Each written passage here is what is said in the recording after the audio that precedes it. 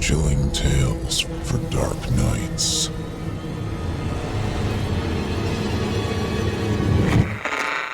Want to make sure you never miss a Chilling Tales for Dark Nights video again? Be sure to subscribe and hit that bell to turn on notifications.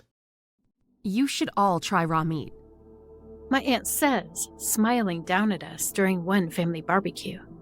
Healthy. Like a lion, she bites down and chews her cherry red steak delightfully in front of us, our faces wrinkling simultaneously.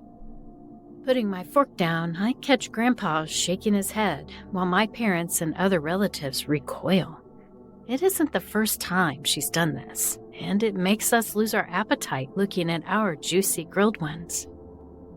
Awkwardly, we just sit there until one of my uncles has had enough.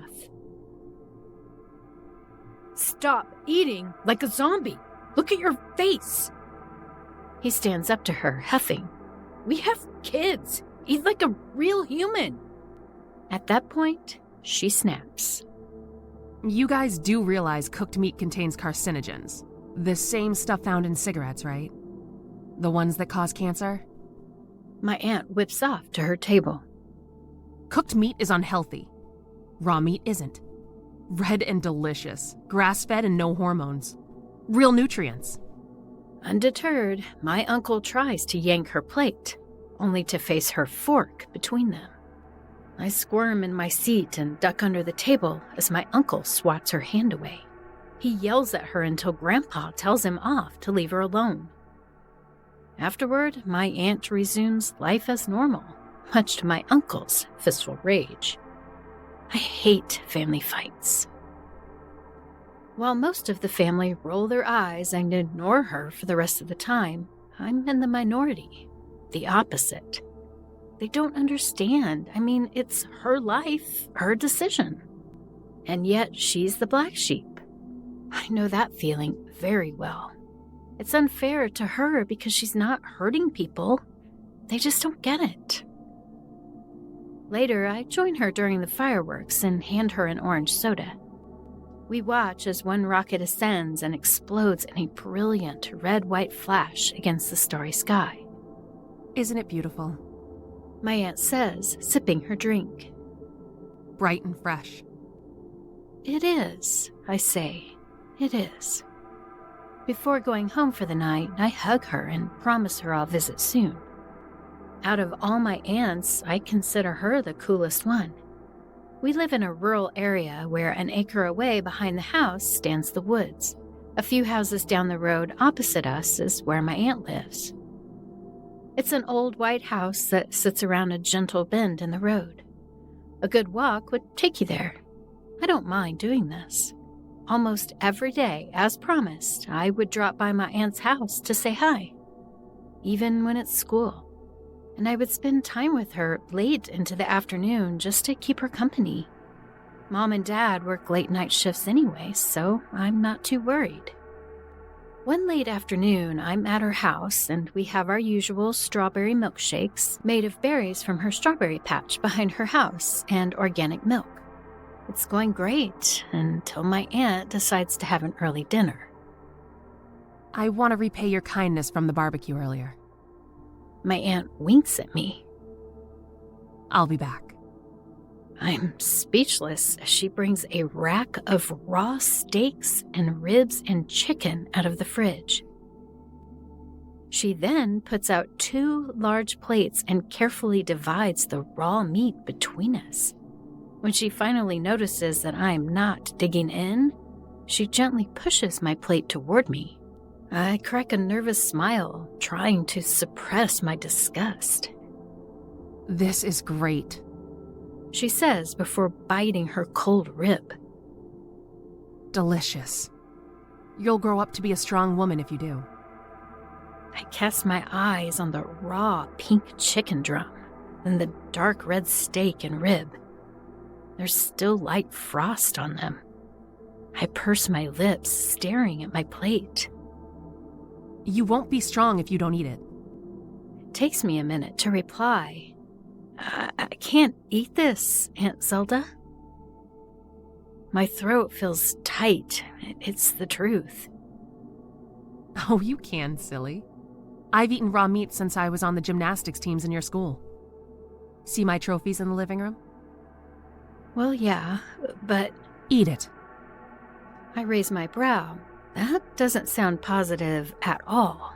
It's a dark command. Unlike the aunt I love and know. No thanks. I drum my fingers nervously as my aunt raises her fork at me. I'm okay, fine as ever. Eat the raw meat. Stubbornly, I stand my ground, and after refusing her many attempts, it's making me feel sick to my stomach. But her eyes. My hair raises as my aunt stares at me dead in the eye, hammering her fist on the table. I jump and chills come as she grabs a fork and corners me. My heart drops into my stomach. I sniffle as chills paralyze me. Cold metal strokes against my jugular. It tickles. My heart pounds hard as the prongs reach my throat lump and stay there. I suddenly remember she did this to my uncle at the barbecue. Her fork. This feels like the longest minute until I suddenly see tears gushing from my aunt's eyes, her cheeks pinkening. I've never seen her cry like that before. She backs away, releasing the fork, and sinks onto the floor and wails. While her fork scared me, my heart hurt for her in that last minute. No relatives visit her, but I do, and she's being herself after all, but her actions scare me. Go. My aunt whispers to me. So sorry. So sorry. Go home. A warm, silky whisper. Quietly shaken, I leave the house with tears on my face. I haven't seen her after that, though I do worry for her. It isn't until a bad rainstorm hits the area months later that I do see her again. It turns out the rain has flooded my aunt's house. By this point, I want to give my aunt another chance despite what happened. My parents don't know. I can't bring myself to tell them. The idea is I don't want to abandon my aunt after some incident. She's gone through enough ridicule and shunning already. After some convincing, Mom and Dad agree. It shouldn't be forever, and my aunt takes the move excitedly, bringing some of her raw meat with her, much to their chagrin. What happens now shouldn't be bad, right? Everything got off to a start on the first day. Mom, Dad, and me all watched in amazement as my aunt wolfed the entire burger patties within an hour before we could cook them. And she took gardening with enthusiasm, as well as making fresh lemonade for everybody. It was a start, at least. But something weird happened to all the meat in the house on the second night, which ended up with my aunt being annoyed. It was a mystery for a while. She tried not to complain at first, insisting she's fine. As time went on, however, she became extremely pale. I mean, she looked really sick, even though she could still do chores and whatnot. Things eventually got hairier. My parents argued with her, accusing her of sneaking around the house, and said that they had thrown out the remaining raw meat, knowing her habit. Telling her that led to something rather unexpected. The next thing I remembered was my aunt storming off to her room, stomping her feet and mumbling nonsense. She's been upset ever since. It wasn't the only thing I noticed, however. My aunt began to stay outside the house longer than she had previously. And when she came back inside, she was quiet and had limited contact with everybody. It made me wonder how long she'd been staying out there as I noticed a stinky smell coming from her. And her appearance had changed, wearing dirty clothes and her hair wild. I tried my best to mind my business, focusing on school and other stuff. It didn't take long for me to find out one day. I caught her rolling in the dirt joyfully, like it was snow. Rolling in the dirt brings you down to earth. She explained. You should try it, silly. I could only watch in amusement. By the 6th night, I thought I heard something downstairs, some bangs and clatter. I came down, staying close to the wall. The house was dark except for the kitchen and dining room. I wormed around broken china. The fridge was opened wide, the light beaming like the small chandelier above the dinner table. It was a mess. And Zelda! I gaped at my aunt as she dug around under the sink. "Oh, what are you doing?" My aunt stopped and looked at me, her eyes bloodshot, her skin very pale.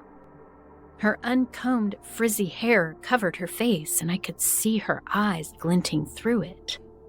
There was something about those eyes. Cold. Calculating. It unsettled me. But I asked again, only for her to lick her lips repeatedly. She approached me, extending her arms as if she wanted to touch me. Raw meat, She said. I must have raw meat. The way she said that sounded zombie-like, not her usual bubbly voice I'm used to. Raw meat. Raw meat. Her eyes focused on mine. Raw meat. A funny feeling in my stomach came and my heart pounded fast. I just stood still. It was as if my soul left me. It was very weird. "Hey," I say, my voice shaking. What are you doing?" But my aunt only grabbed my arms like an eagle snatching a salmon from the water. Her nails dug into my skin. I didn't know what was wrong with her, as her eyes were bloodshot and bagged. She hissed at my face, and my eyes grew wide. I almost peed my pants and almost screamed as she showed me her teeth. And I saw a wild look on her face, eyes wide, a wide grin. I shut my eyes, trembled, and yanked frantically. "Let me go! Let me go!" I pulled and pulled. She showed no sign of letting go. Then she laughed like a witch. Suddenly, the front door cracked open. My aunt snapped out of it as soon as Mom and Dad entered the house. Thinking back, that time was awkward and creepy and cringy. I never saw my aunt like that before, but it scared me terribly, so I began to avoid her. By the second week at breakfast one day, I saw my aunt briefly before going to school. Instead of smiling, she looked at me, licking her lips repeatedly. I stayed quiet as soon as she headed for the spare bedroom. Though I didn't know what was happening with her, I did spend the school day trying not to worry. When I got home, I found her staring at me again. I backed out of the door carefully and used another way in.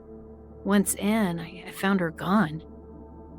I then went into the kitchen, hoping it'd be a nice change of scenery. While I scribbled on my report, I stopped. There were these scratching noises that followed. Not like a mouse, but something. I tried working, but I had this sudden feeling. I had goosebumps. Was I being watched? I didn't see my aunt anywhere, and I was alone in the dining room. A lump formed in my throat. I didn't like it at all. I couldn't concentrate, so I changed rooms and resumed homework. While doing that, I thought I heard something climbing the walls outside my room. I didn't come out, and I locked my door. The hours ticked by, and before I knew it, Mom and Dad came home early. We had dinner without my aunt. About midway, my parents began talking about how my aunt wasn't going to be good for the household for long. They proceeded on to the point of kicking her out. I dropped my fork. While I had tried to tolerate my aunt lately, I finally told my parents the truth. I told them that my aunt had threatened me with her fork and that she had made me uncomfortable in my own home. The truth was the last straw, and I lost my appetite. My aunt's fate was decided.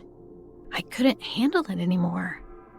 As I walked by my aunt's bedroom, I thought I heard growling coming from in there. But I thought it was just me. Later that night, I heard footsteps from outside my door, a crash in the kitchen, and then a commotion, a scream, all downstairs, then a sickening slurp. At this point, I was scared. I didn't want to get off my bed. Maybe it's the adults fighting again. But it felt different this time. Slowly, I got off and I tiptoed down the hallway. I called Mom and Dad in desperate whispers. Mom! Dad? Nothing. I tried again. Still nothing. And I swore I heard something cracking and slurping. I didn't know what I was thinking, but I followed those sounds by tiptoe, tiptoe, tiptoe, tiptoe, tiptoe. Every tiptoe, I slowly made my way to the kitchen, and I gagged. I recovered almost immediately, so sure it didn't smell that bad before. I saw the refrigerator left open. With the light, I also saw blood? A severed hand? To snap me out of it, I flipped the lights on and screamed. Blood soaked everywhere in the kitchen. It was a mess. But what petrified me more were Mom and Dad's severed heads. Mom's frizzy hair and messy makeup. Dad's grizzled chin, his eyes without glasses. Both had an agonized look on their faces. They faced me, glassy-eyed, and their bodies lay next to each other. What's left of them, looking like flat balloons without air, only without their bones and muscles, organs and feet and arms. Their skins were shredded like paper. I just stood there, speechless. So much blood. Then I heard whispers. Whispers of my name. Whispers that seemed to spread throughout the house, along with creaking and scratching mixed in. Miley. Then the creaking and scratching stopped. Miley. Miley. My eyes widened at the sounds of my name, and pretty soon these whispers began taunting me. I tensed up, not knowing what to do. And then, out of the blue, a bloodied foot fell in front of me. I screamed and stumbled. Somebody then laughed, and I cast my eyes on the high ceiling. What I saw gave me chills. There, my aunt, my cool aunt, smiled at me, her skin a lively color, her long frizzy hair wild, all caked in the rawest meat and blood possible. I couldn't move as she effortlessly climbed down and slowly licked my cheek once, like I was ice cream. Was I paralyzed or something? I wanted to run, but my legs failed me. I just couldn't move anymore, and that made me cry. She picked up a fork. I would have eaten you too. She whispered to my ear as she caressed my other cheek with her finger lovingly. Her breath smelled like death. Hush now. It's me, silly. Her nails poked my shoulders. See this mess? This is what happens when you don't eat raw meat daily. But you're my favorite niece. She scratched me with her fork on the cheek. It stung. I tried rolling in the dirt to keep my mind off of raw meat. But you know, it's too much. You should try raw meat. It's healthy for you. She licked my blood off the prongs as if it were chocolate, and picked up the foot, which I noticed was partially chewed. If you follow me, you'll be next. She added, her voice an icy silk. Helpless, I whimpered and said nothing as my aunt carried off what remained of my parents, crushed the lock on the back door, and exited somewhat quietly. What did I just witness? I felt numb. A few minutes later, I trembled and snapped out of it and followed her until just outside, my hands and feet and PJs sticky and wet with blood. Where are you going? I asked desperately in tears. Where? I kept asking until my throat hurt, but she didn't answer. I wanted to follow more, but the warning she had given me stopped me from doing it. I could only watch their shadows disappear deep into the woods in silence. And I stood there for some time on the patio, hoping they would come back. They never did. Alone and defeated. I hugged my knees and wept about what I had just lost. What my aunt did that night left me an orphan.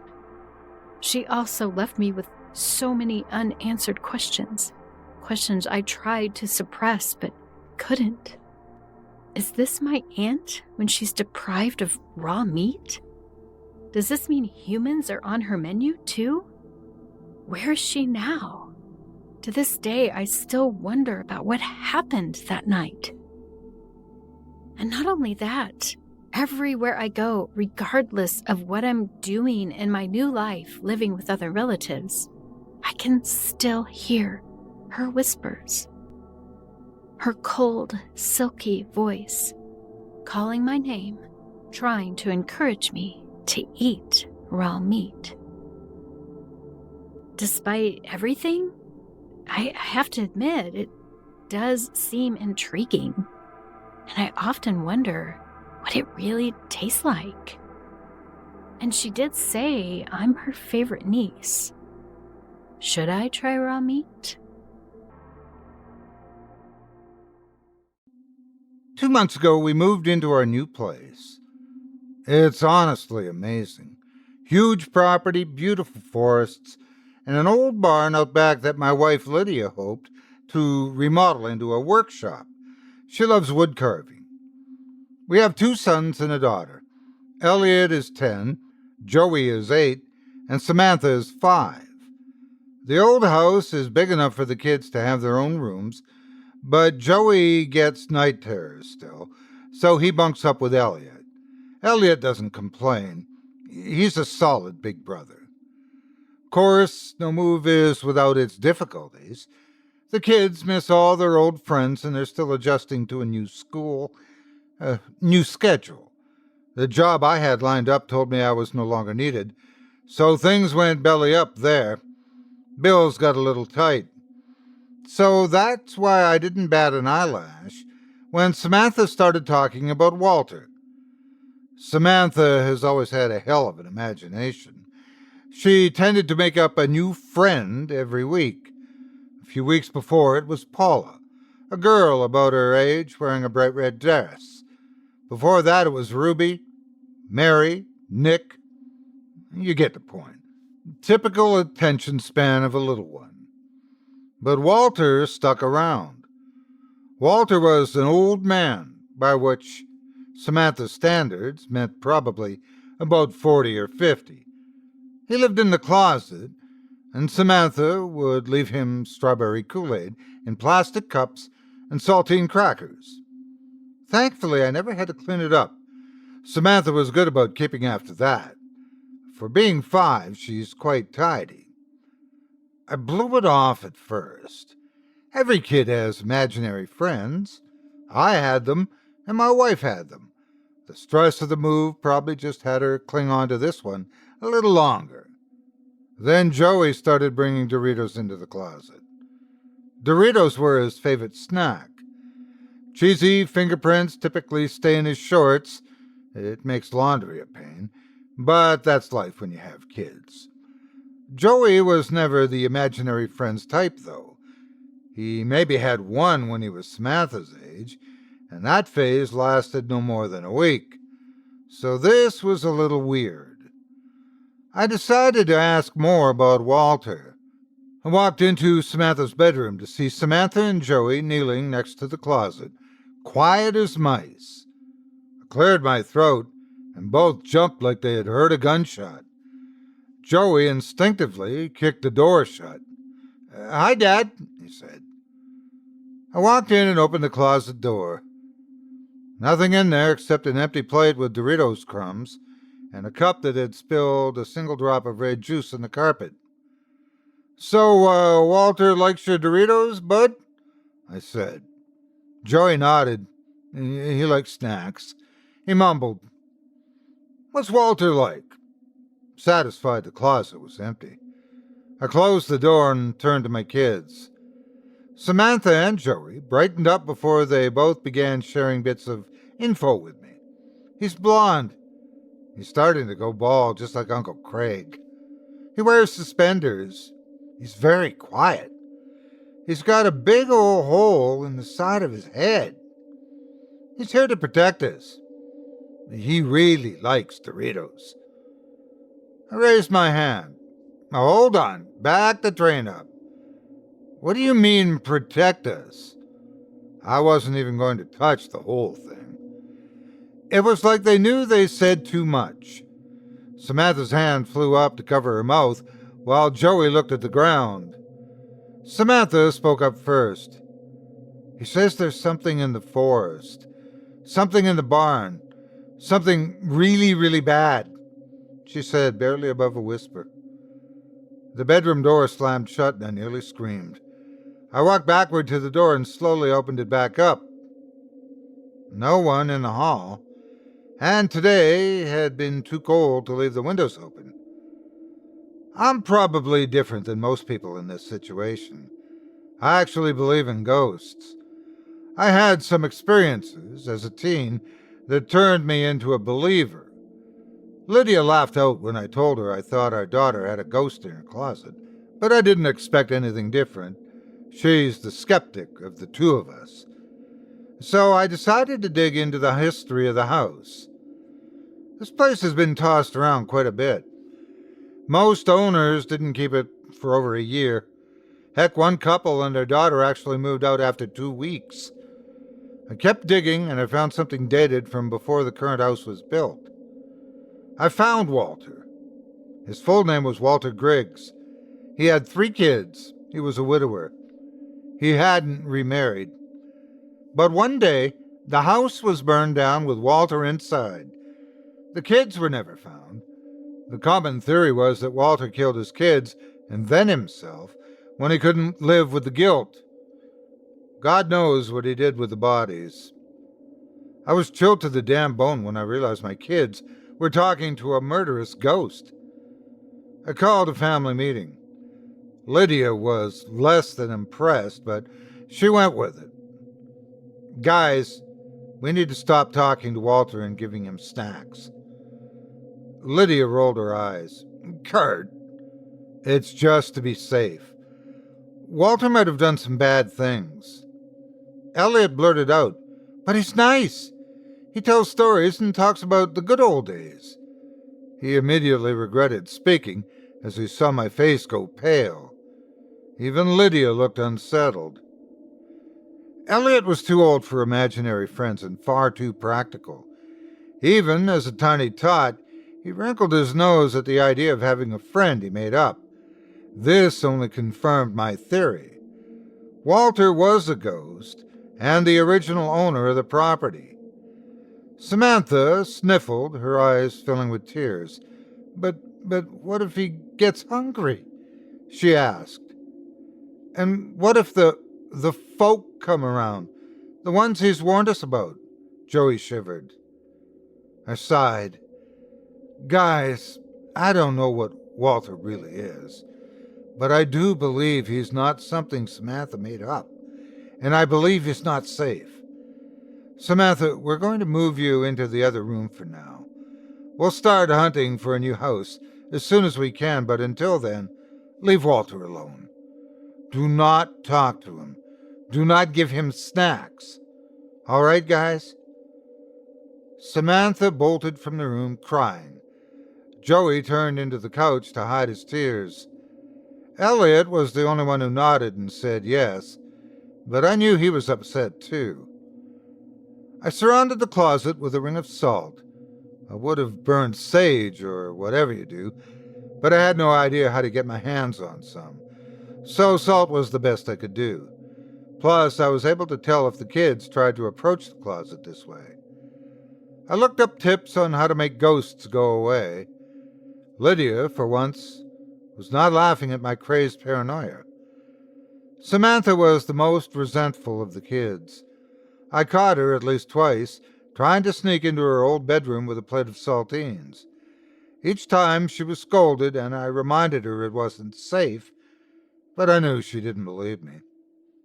Perhaps she knew more than I did. Things were finally settling. I got a new job, and we were house hunting once again. Samantha still sulked, but Joey was over it, running about in the big backyard we had and playing games with a few of the neighbor kids. Then one night I woke up, and there was Walter, sitting in a chair in the corner of the room. He was as solid as you or me, exactly as the kids described him. Middle-aged, blonde, balding, suspenders over his blood-splattered shirt, and a hole in his head. It looked like half his skull had been blown off. One eye had gone with it, while the other, a deep blue, stared me down. I couldn't breathe. I couldn't even wake up Lydia. Walter sighed before he got up and motioned for me to stand and follow him. Like I was pulled on strings, I got up. Walter's voice was quiet and hoarse, like he had strep and still couldn't speak. "It's too late," he whispered. "Go, hurry. I lost my children to the folk, but you can still save yours." I ran to the kids' bedrooms, feeling Walter's cold breath on the back of my neck. Each bed was empty, the sheets pulled away and their windows open. I almost collapsed, but Walter's ice-cold grip dragged me back to my feet. "No time for panic, son. Go," he said between gasps. I didn't even put on my shoes. I ran out into the backyard. The forest was now glowing with bright lights. I could hear the piping of flutes and the pound of drums. I took off running, Walter on my heels. I pushed through the bushes and nearly tripped on piles of old leaves. Following the source of the sound, I stumbled into the clearing, which was now bright as day. My 3 children were standing around a woman wearing a white gown. She was in every way perfect, beautiful with dark curls cascading down her back. She was tall, taller than me even, and I'm no short guy. Her hands were spread out, and Samantha was reaching for her. I heard the scream of a man in agony. "Not again!"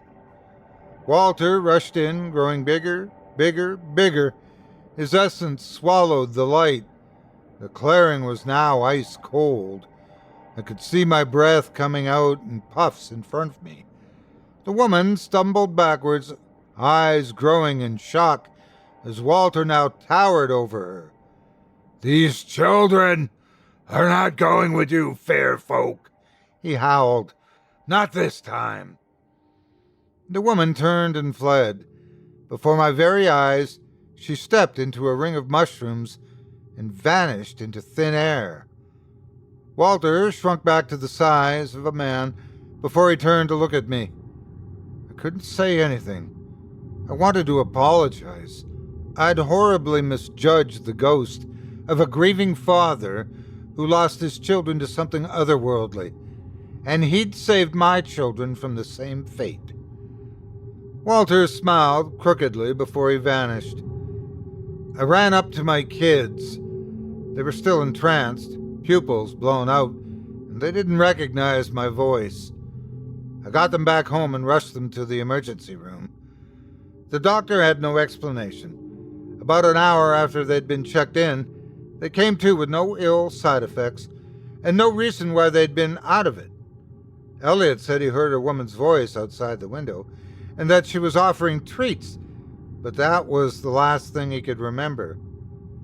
They were in observation for a day before they were released, but by then I'd changed my protection plan. I didn't put scissors or knives in their beds, but my wife did get a hold of some pieces of iron from a friend's garage, and she created small statuettes of our kids' favorite animals with the iron set inside of it.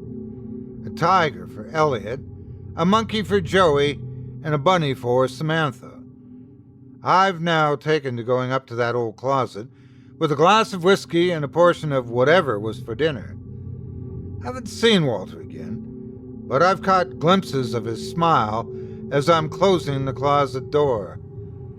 I think he was getting a little tired of strawberry Kool-Aid.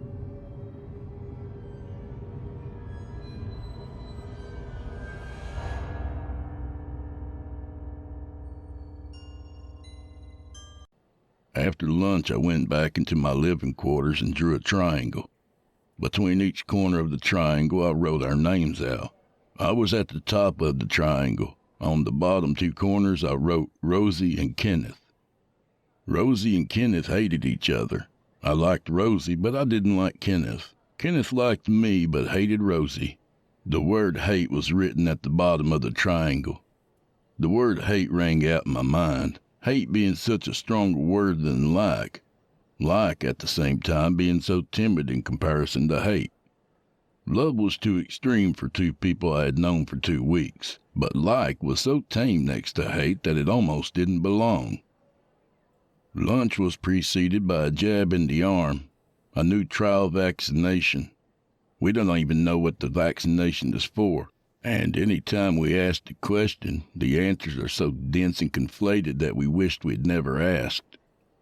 I share my living quarters with Rosie and Kenneth. Now that a triangle of like and hate has been formed, there's a bipolar atmosphere of intense melancholia.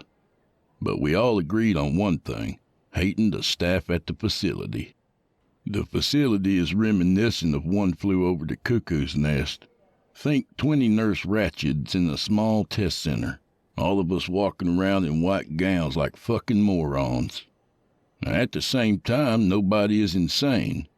Nobody has been committed. We're all here on our own volition. I look back at the paper and hand-drawn wonky triangle that I made. I write on a line beneath the word hate. Hate is a mirror onto ourselves. I hate Kenneth because he reminds me of all the things that I hate about myself. He's loud, he's greedy, he's selfish, he's a narcissist, and he's obnoxious. On the next line, I write, fuck your $10,000.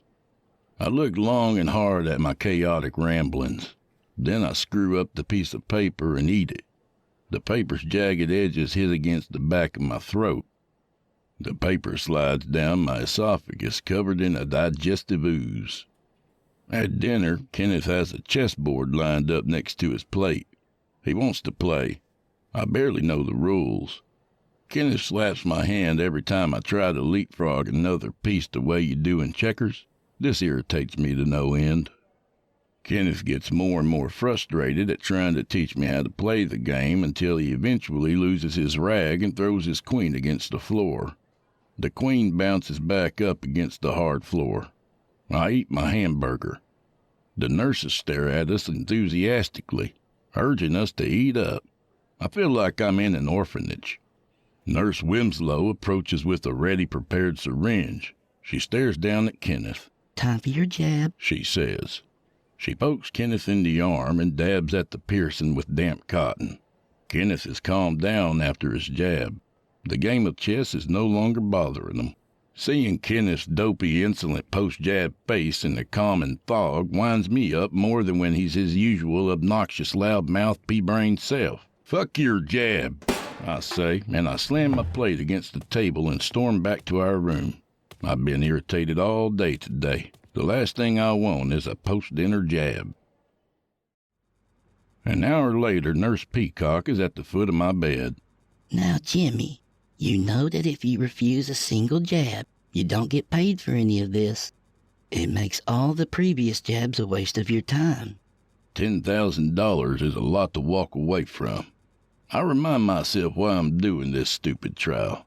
We can discharge you today if you like, she says. and we can write you a check for your travel expenses. I pull my sleeve up and offer my arm.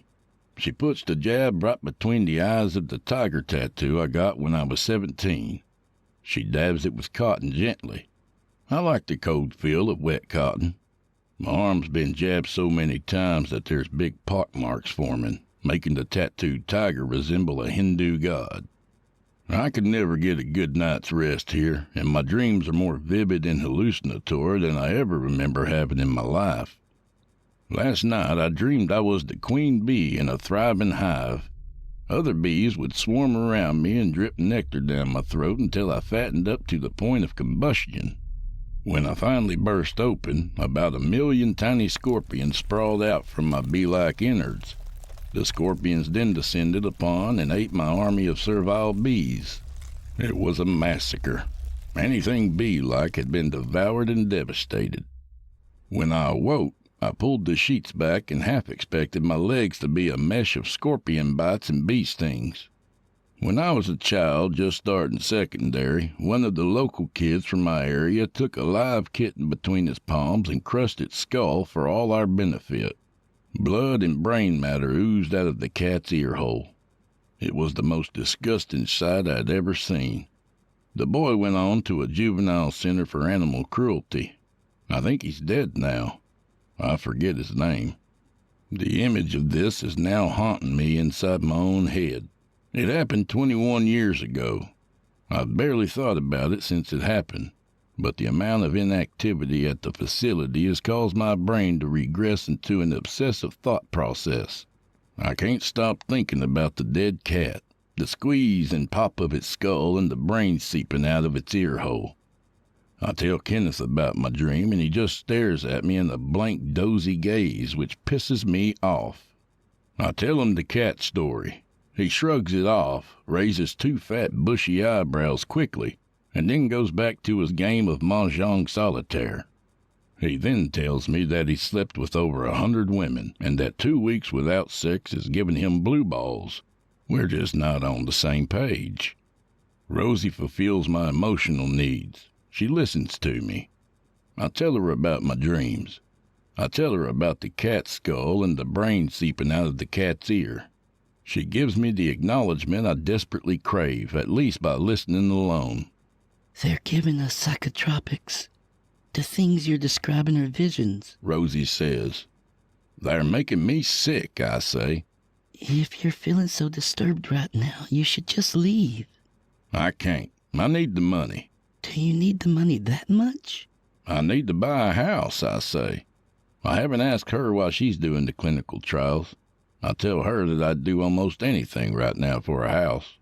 Anything besides hard work, dedication, responsibility, and financial frugality, which means a clinical trial. She laughs. The ignition in her eye between laughs reminds me of why I like Rosie. I show her my pock-marked arm, the result of the constant jabs. You shouldn't worry about your arm, Rosie says. Why?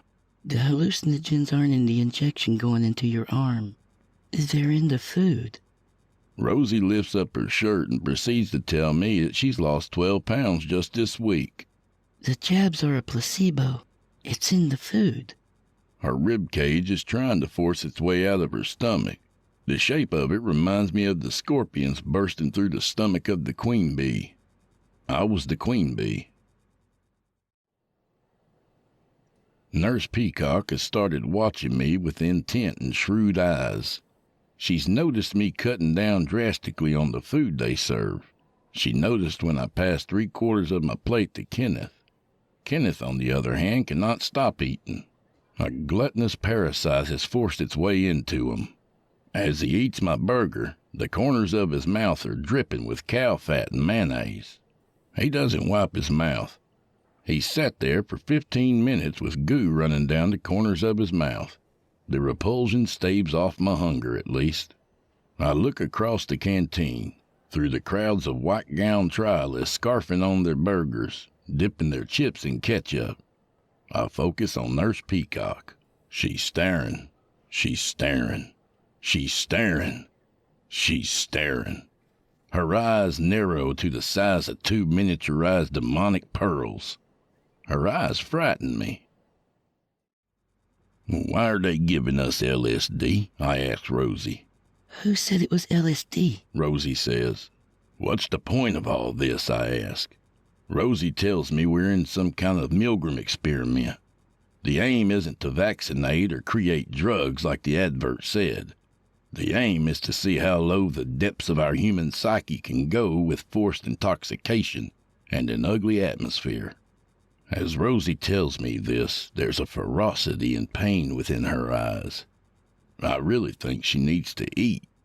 "You said something to me about discharging," I said. "Why don't you?" I asked, she said. "And?" "They tell me that I need a double dose that evening. Kenneth is playing poker by himself, raising bets and throwing down poker chips, trying to outbluff himself. Rosie lies on the bed. She's semi-catatonic. A paperback book is sprawled on her stomach, but she can barely muster the energy to pick it up, let alone read it. Her eyes are closed, but her breath has the nimble sprite of being awake. She succumbed to that half-dream, half-awake dead zone. Nurse Flynn rolls up my sleeve and pricks me twice with the same needle. She doesn't sterilize before, during, or after the jabs. I'm asleep within about 2 minutes of the jabs. This time I dream that I'm standing at the shoreline holding an egg. A rusty brown, corroded spoon is in my hand. I crack the top of the egg and peer inside. The inside of the egg contains an eye, an all-seeing, pervasive, haunting human eye. The waves rise up and crash into the shore. The water takes me, the egg, and the eye with it into the sea. I wake to see Kenneth sitting at the end of the bed. He's banging a ping-pong bat against a ball tied to a string. "It's time for group therapy," Kenneth says. Dr. Jurgen sits facing out towards us three. Rosie, Kenneth, and I sit in a semicircle encompassing him. Rosie is drained of all color and vibrancy. I remember that day I first saw her. Her hair was in bangs. She walked with a confident beatnik flair. Now she's sickly white. She's skinny and gaunt. She's dry. Her skin makes me thirsty just by looking at the cracked dehydration.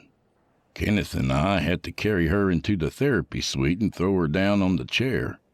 Kenneth is the opposite to Rosie. He's fattened up, plump, and ripe.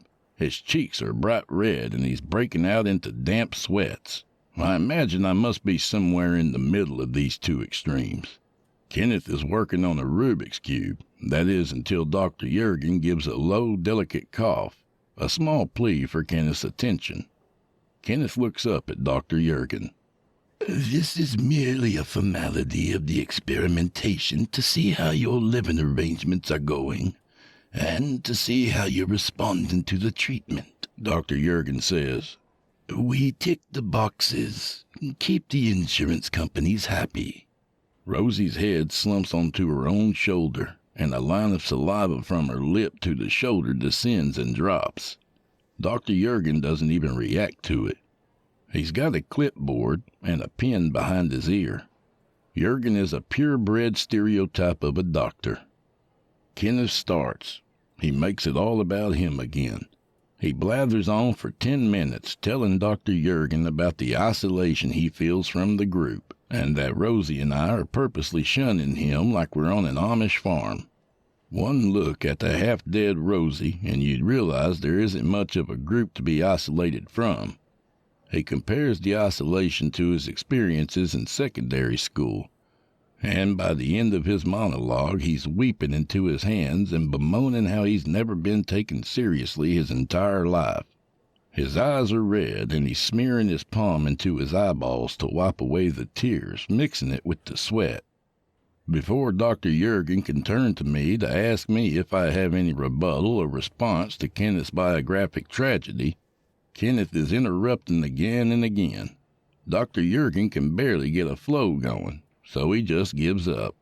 Kenneth tells me and Dr. Jurgen and Rosie, for what it's worth, that this isn't worth the 10 grand, and that the whole clinical trial is just one long line of poor choices and mistakes. We finish up with Dr. Jurgen asking me how I'm feeling at the moment. Well, that fucking nurse keeps watching me, I say. Rosie's head lolls over and her body follows. She falls off her chair and lands face down onto the carpet. I tried not eating, but I just can't do it. The grotesque images and imaginings were weaker when I stopped eating, but my empty stomach was rotting away, and the hunger pains would cascade throughout my entire body right up into my fingertips. So I eat. Not with the gusto I had when I first arrived here. I eat in small, delicate increments, just enough to keep me alive, and once I eat, the images and sights come back immediately. I've now started dreaming about Nurse Peacock's eyes, her eyes shining, a strobe light pulsing in vulgar flashes of green and blue, piercing through me at every turn and every junction within this clinic. Those eyes pervade my dreams, shining through the distorted static of my television screen as though I'm back in my Texas home. I wake in the night, and through the glass windows of the bedroom door, I see Nurse Peacock in the hallway peering into my room. Those eyes fill me with torment and terror. When I close my own eyes, I see the brains of that cat seeping out of its ear. I'm haunted by images of gore and permeation. Kenneth and I return to our room after dinner, and Rosie is laid out across the bed with the drip feed next to her. Nurse Peacock is standing over Rosie and toying around with the wires and entry ports. She flicks one of the tubes with a delicate middle finger in a gesture of pure cinematic cliché. Nurse Fallon barges past me, carting another IVF and tutting to herself. She pulls the wires out from the IVF stand and looks bemused as to where to even begin. Nurse Peacock grabs the IVFs from her immediately. Poor thing, poor thing, poor thing, Nurse Fallon is muttering. I walk up to the side of Rosie and gently touch her hand. She turns to me, and with a fear and revulsion deep in her eyes, she can barely say the words, but she manages. You can't discharge. It's clear to me that her death is imminent. Nurse Peacock walks over to me and shoos me away. Come on, away from here. Let her be, Nurse Peacock says. It's just a clinical trial, I say. This shouldn't be happening. It's nothing to do with the trial. The girl isn't eaten. That's her choice. Now get the hell away. Her eyes narrow, and the ambulance beam a vicious purple. I back off and walk over to my bunk. Kenneth is sat on my bed, clumsily flinging a yo-yo back and forth in ugly strides. Anything happens to Rosie, we can all sue for witnessing it, Kenneth says. It'll be emotional trauma. Can get more than just that $10,000. I know a lawyer. If she dies, let's sue the clinic. The $10,000. That fucking $10,000. I spotted the advertisement for the clinical trials online on Gumtree. My girlfriend had just left me. I was 38, and we were still renting a squalor of an apartment in East Dallas. We'd been renting that place for 16 years. I'd worked the same job for 12 years, on the same wage for 9 years. She'd gotten sick of my lack of backbone. I knew that if I got the deposit for a mortgage, I could win her back and finally have a place I could call my own. It was supposed to be easy. It was supposed to be 1 month of testing out a vaccine for $10,000. Now I'm witnessing one of my roommates dying. I'm plagued with bad dreams, and the nurses are watching my every fucking move. I wake in the night and crawl over to Rosie's bed. Why can't you discharge from here? I ask. The thought of her saying this was keeping me awake. She didn't respond. I lifted up her arm. I looked into her face. Her mouth is open. Her eyes are open. She's dead. Rosie is dead. She starved herself to death. I crawled back into bed and pulled the covers back over myself.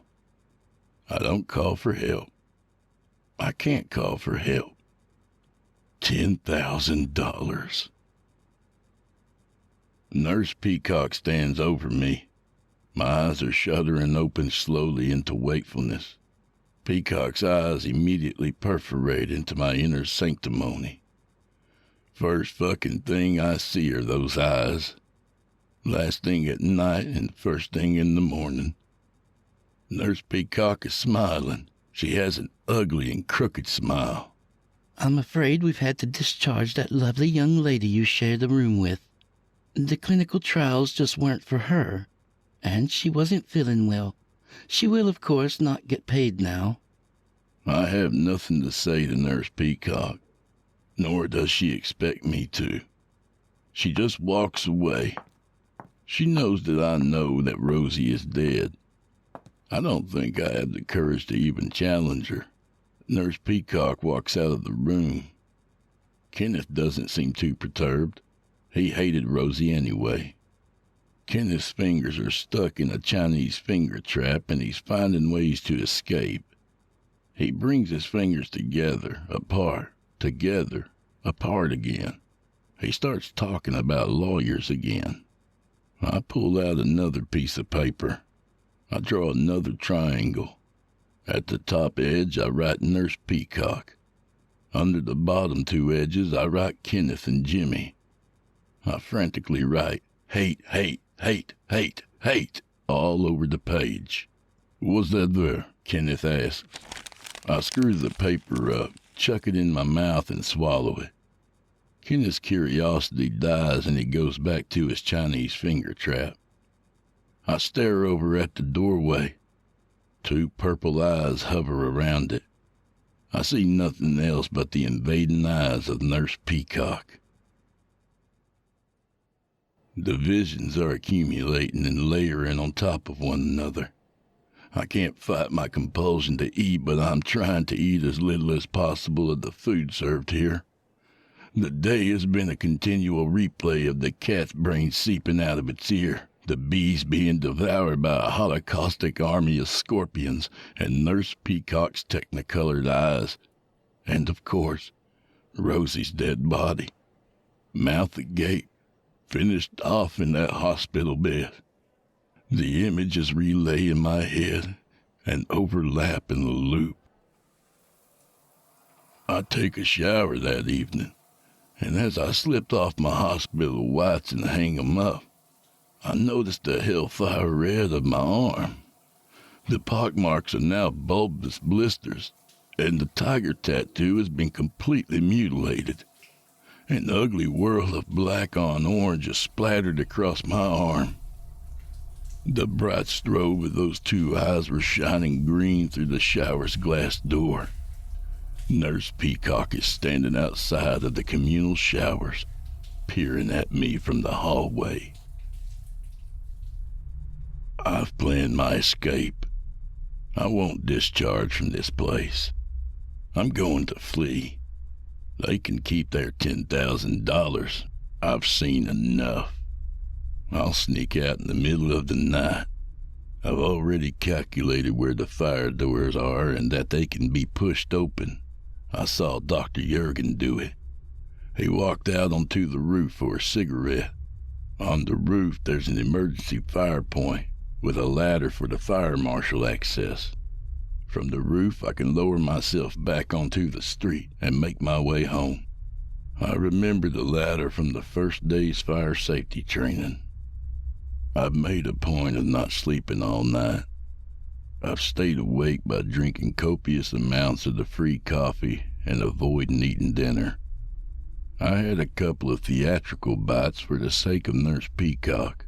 My empty stomach will ensure I stay up easily enough. If I sleep through the night and don't wake up, I'll miss my opportunity. If the heavy lucid dreams conquer me, I won't wake up at the perfect time and I'll have to stay here longer. I don't know how much the flashing eyes have seen or sensed already about my impending escape. I don't suspect I'd last another day here. I look at Kenneth, fast asleep. His eyes are so tightly closed, it looks like he's straining to keep them closed against an ecliptic sunrise. Almost like he's trying to stave off blindness. His fat gut pokes through his gown. His bed sheets and quilt are soaked through and cling against his body. He looks so much worse than the first day I saw him. We all do. I've decided to give him a chance to escape. I pull back Kenneth's sheets from over him. I feel the wet soak against my palm. He resists and pulls the sheets back towards him, but my grip is too strong on him. He's half asleep and straining to keep hold of this soggy quilt. I tell him I'm leaving. I plead with him to come with me. I warn him about this place, about the dreams, about the food, about Rosie. He kicks me away with his feet and pulls the sheet back over him. He'll probably think this is a dream in the morning. I don't care about Kenneth enough to argue or fight to save his life. I tried. I put my backpack on and changed out of the whites I had been condemned to for 3 weeks.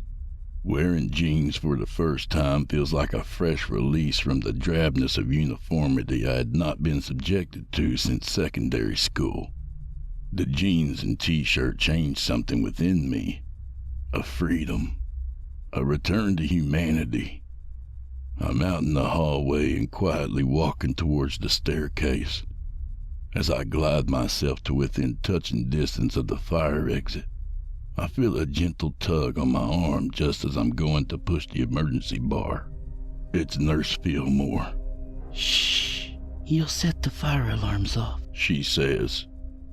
What are you doing? I ask. I'm on night shift, and you're escaping, she says. Escaping? I'm a volunteer. You're escaping, she says. I don't want to be in this loony bin anymore.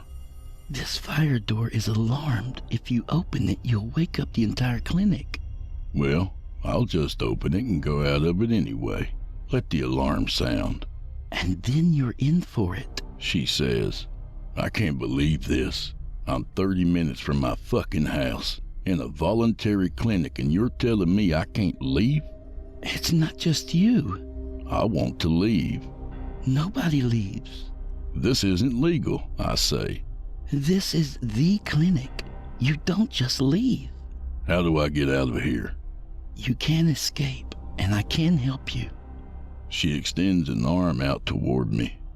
I'm following Nurse Fillmore down the staircase in the pitch black.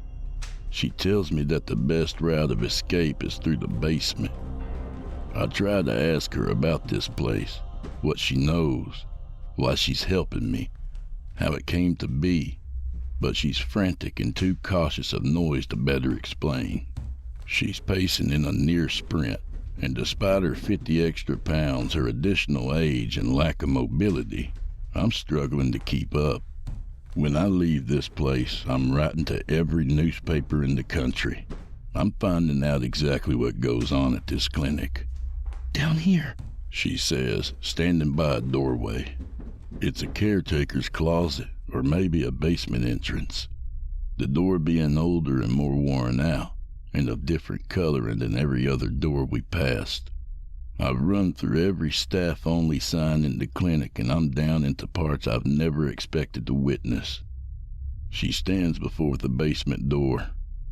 This 50-something-year-old woman flaming with theatrics, really putting on a show of suspense for me. She puts her finger to her lips and throws the door open. Nurse Fillmore steps forward. I step behind her. I'm not where I should be.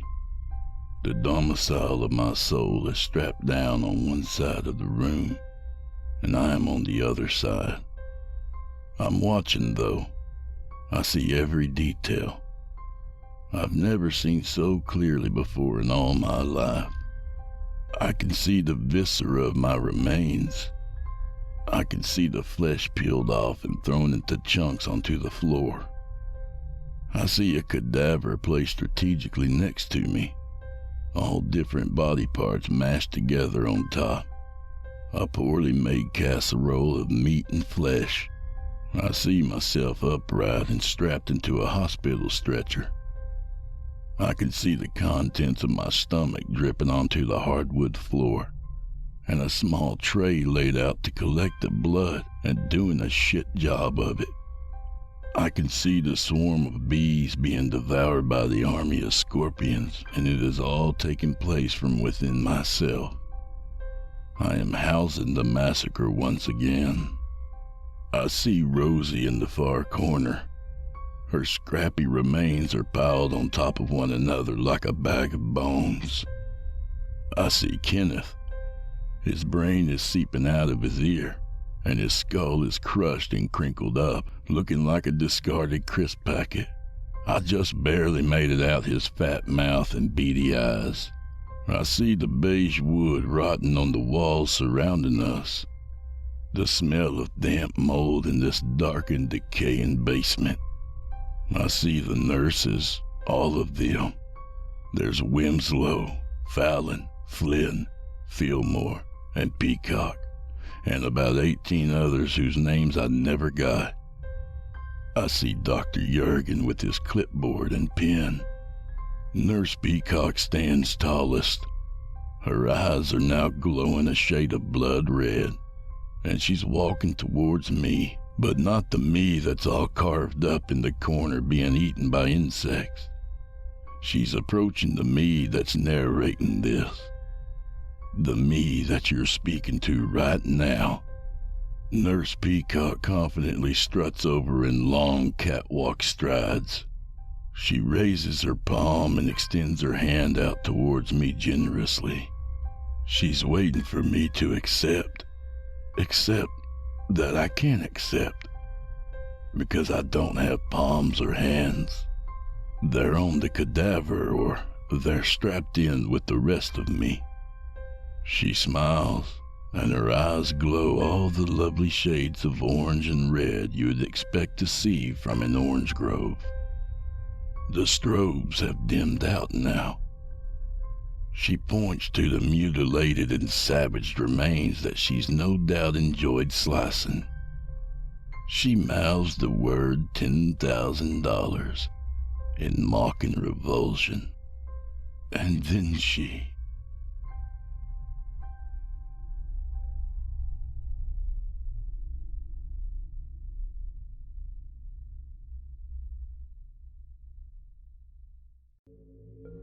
They were gone. The call left me stunned, sick to my stomach. How did people go missing in today's world? How did two perfectly capable adults vanish off the face of the earth in a place where everyone knew everything about the folks who lived around them? You couldn't drink a beer in your backyard without the lady at the grocery asking if you wanted to pick up another six-pack. So how did my parents go missing? The town hadn't really changed in the 20 years I'd been away. It was still just one street lined with old brick buildings full of businesses and a small sprawl of houses peppered around them, all of it surrounded in corn and soy fields as far as the eye could see. My destination was my parents' house, a 2-story home that was over 200 years old, and yet as I pulled up to it with its new siding, outdated windows and fascia, it looked just as nice as it ever had. The color was almost exactly the same. Mom had always liked green, and Dad had liked to see her smile, so green it was, with accents in a slightly darker shade of the same. Even the picket fence, painted in red, white, and blue by Dad and I when I was a kid, still looked bright and new. I'd expected to pull up and see the house wrecked, my parents' car missing, police tape covering doors and windows. But instead, the scene was idyllic. My parents had bought a newer car, but it was fine, sitting in the driveway as though nothing was amiss. The large oak tree in the yard still had a swing hanging from a branch, and the little garden in the side yard was planted and growing. The birds were singing in the trees, and the air smelled faintly of apples and cinnamon. I looked next door to Mrs. Elsie's place and smiled despite the situation. Her apple pies were the physical manifestation of late summer in my childhood. She had always had a pie cooling near a window. It was like bait to bring in the neighborhood kids so she could regale us with the old stories passed down through her family. Probably if our parents knew about the freaky content of her stories, they would have been a bit concerned about us spending so much time there. But Mrs. E was harmless, and her stories were good, spooky fun. I took a deep breath and headed for the front door. I still had my key, but I tried the handle before checking it. As expected, it turned and I pushed the door open with ease. We had never locked up when I was a kid, and apparently that hadn't changed.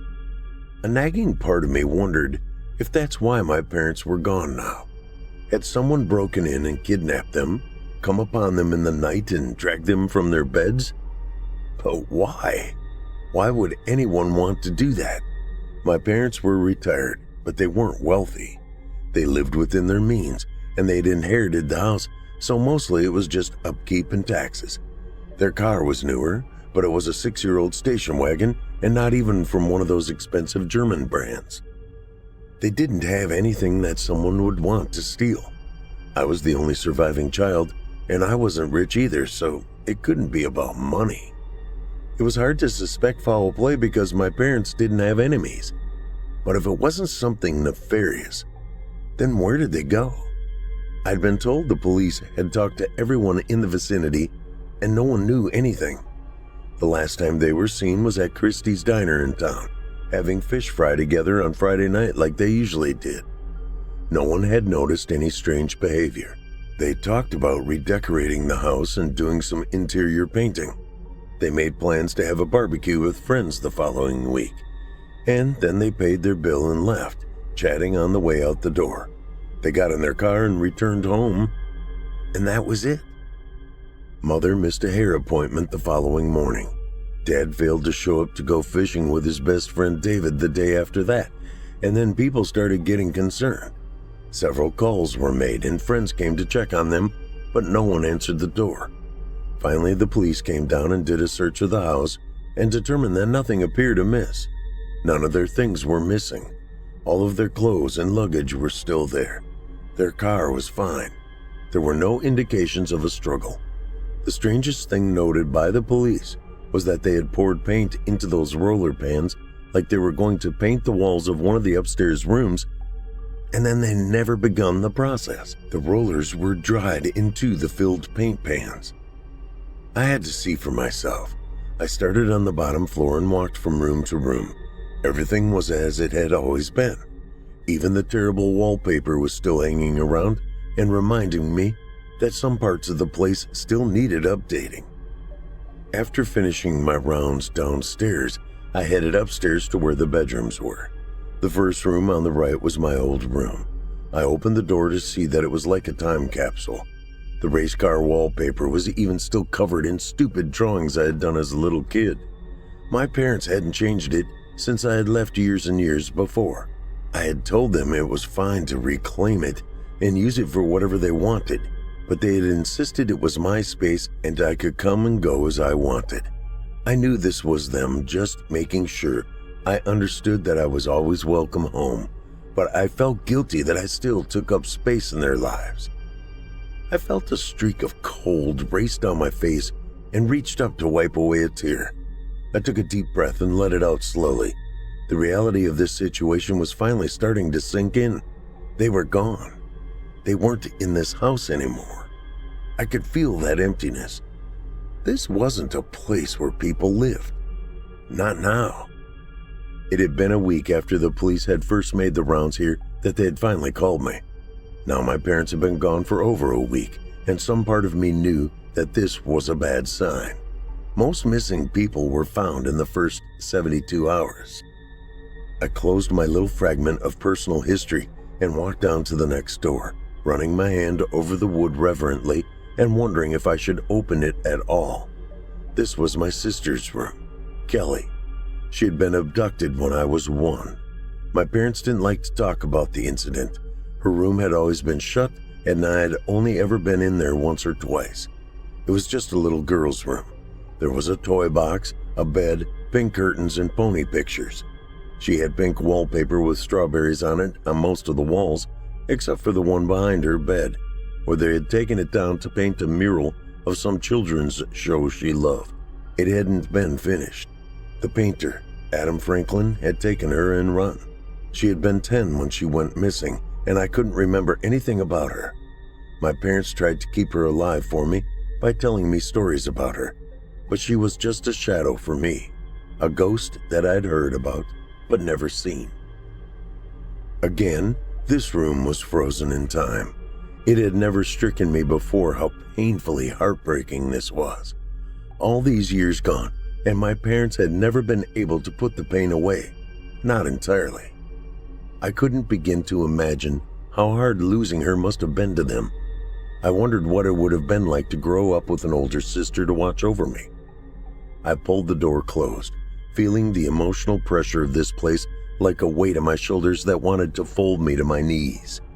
This once happy place felt like a prison of memories. I pulled the door shut. The doorbell rang and I was pulled away from the turmoil of the past. I hadn't been ready for that shrill interruption of my melancholy exploration, and it startled me a little, but it might have been for the best. I took a few steadying breaths and cursed quietly, deciding I would ignore whoever it was. But then the doorbell rang again, this time twice in a row. Damn, I swore lightly under my breath and started back downstairs. Maybe a moment of company would help. This was harder than I had expected. I got downstairs to the door just in time for another quick ring, and then I was opening up. "I'm here," I said, not wanting the bell to go off again, lest its siren split my nerves in tway. I recognized Mrs. Elsie immediately, even if the years had left her looking the worse for wear. She had a cane now and walked with a slight hunch. "Jeffrey?" she said, her expression brightening some, though her eyes looked tired and sad. Had they always looked that way, or was this something new? Children are good at not seeing pain in others. Empathy is a hard skill to obtain. "Mrs. E," I said warmly, popping the screen door and gesturing inside. She shook her head immediately. "Oh no, Jeffrey, I mustn't." She looked almost afraid. "And you shouldn't either. Won't you come over next door and have a piece of pie? I have one just cooled now." I opened my mouth about to tell her that I had things I needed to do, but she had come all the way over here to see me, and it was obvious moving was hard for her, so instead I nodded. "Sure," I said as I stepped out of the house and pulled the door shut behind me. "I have really missed your pies." Mrs. Elsie smiled and started down the walkway and back towards her own place, a noticeable limp slowing her pace. I wondered if I should offer an arm, but she seemed to be doing well on her own, and I didn't want to embarrass her, so I simply kept pace at her side until we were inside her place and sitting around the same kitchen table I had sat at hundreds of times as a child. She laid out a pie and some glasses of milk, and then left a brick of sharp cheese with a slicer as she took a place opposite me at the table. "It's so good to see you back, Jeffrey. I'm sorry that it's for such dark reasons," she said as I began to work on my pie. It was every bit as good as I remembered, cinnamon and sweet, with the tart apple backing that was complemented perfectly by the flaky crust and the tang of the sharp cheese.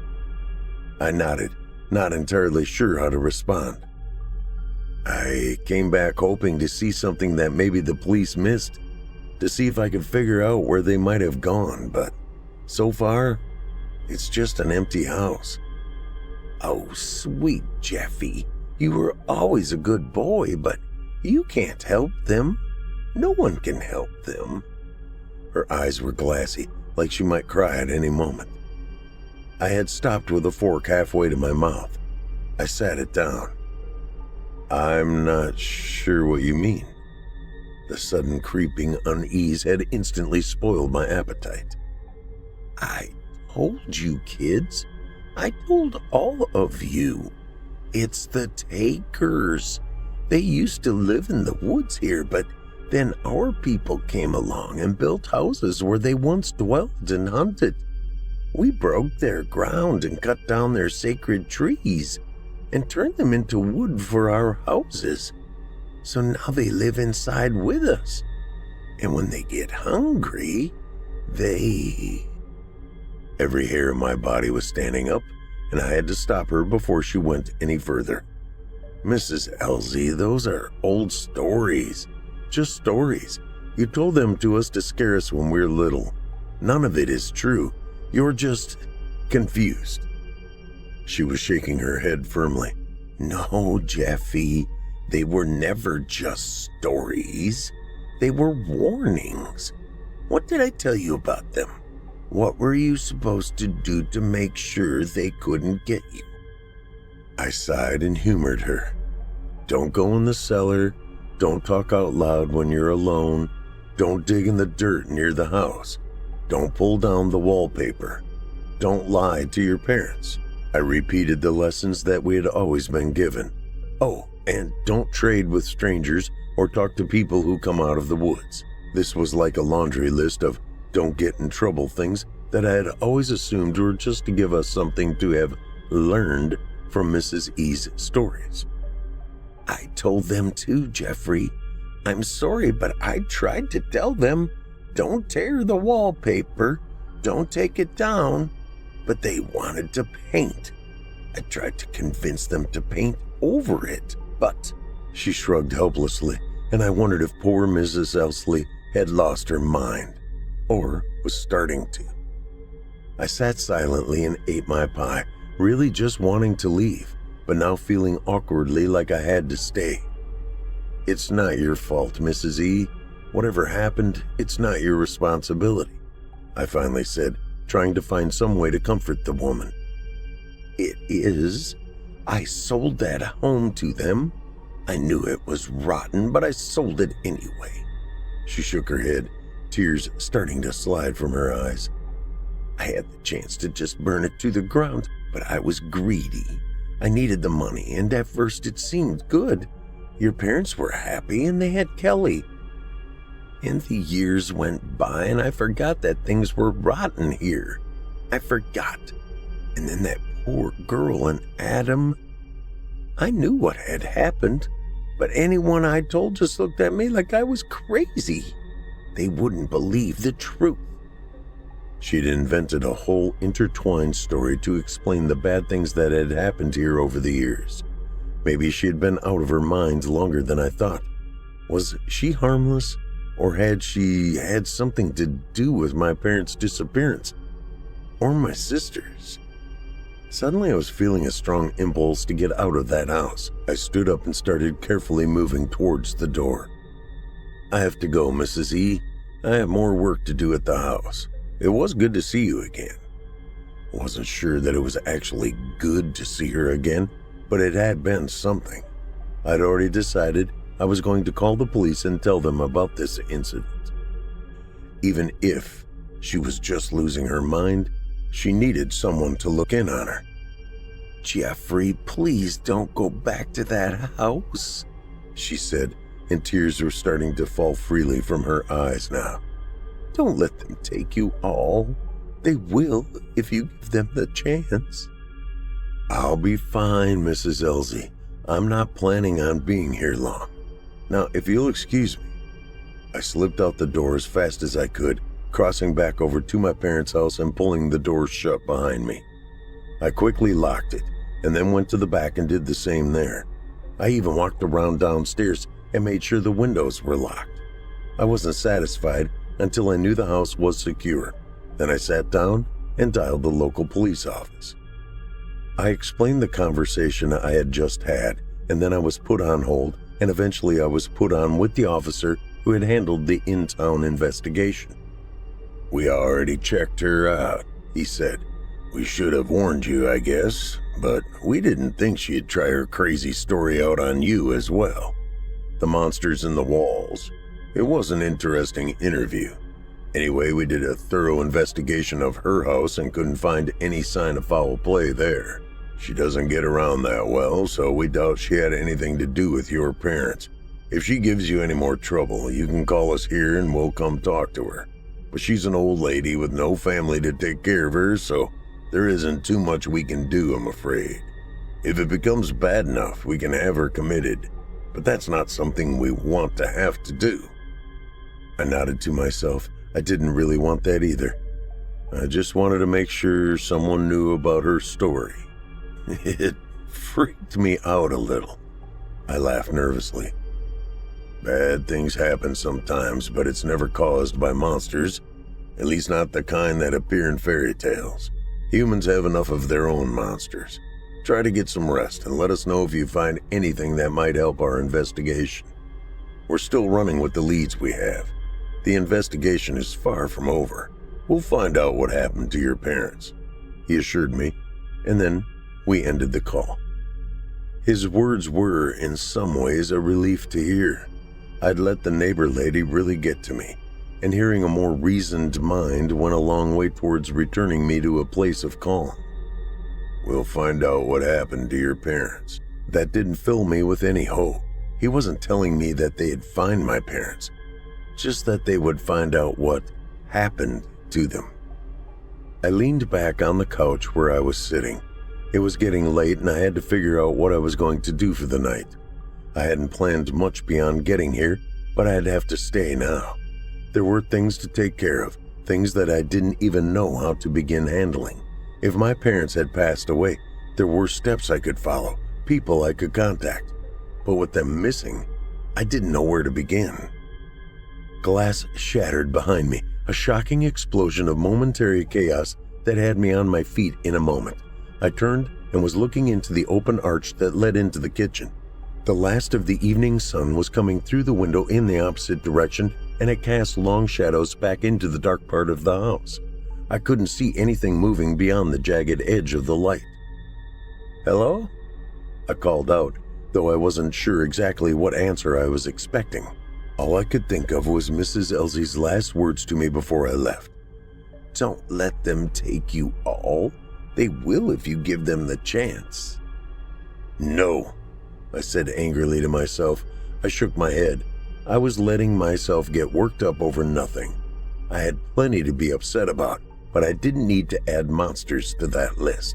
I forced myself to go into the kitchen, flipping the light as I entered the room. The warm splash of light that filled the room chased away the darkness, sending it scattering into the recesses behind appliances and in the corners. There was glass on the floor that I immediately recognized as belonging to one of my parents' favorite set of plates. It must have been sitting unevenly on the counter and just fallen off. Perhaps it was a mouse. We sometimes had them while I was growing up. Whatever had caused it, the room was empty, and now brightly lit, it didn't hold any more malice than the kitchen ever had. I leaned down next to the table and began to pick up the glass, grabbing a small dustbin and hand broom from under the sink. I was just finishing up the last of the glass when I looked up and noticed that the paisley printed paper on the wall I was facing had been torn away to expose bare wood paneling beneath its surface. It was strange to see, given that most interior walls were drywall hung on beams, or in the case of older homes like this one, just plaster walls. I finished up the glass and went over to look more closely at the hole.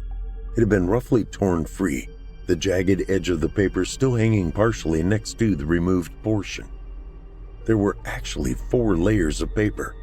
The wood beneath was strange.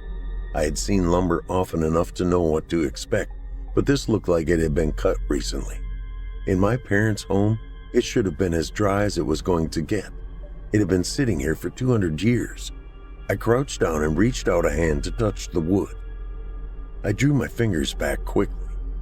Cold. Damp. Did that mean this was a new addition to the house? Even then, why would it be cold? Summer was fading, but it was still warm out.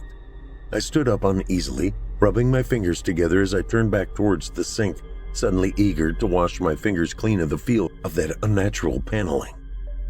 My eyes passed over her entirely at first, but then I recoiled in terror as they settled again on a figure standing at the opposite end of the kitchen.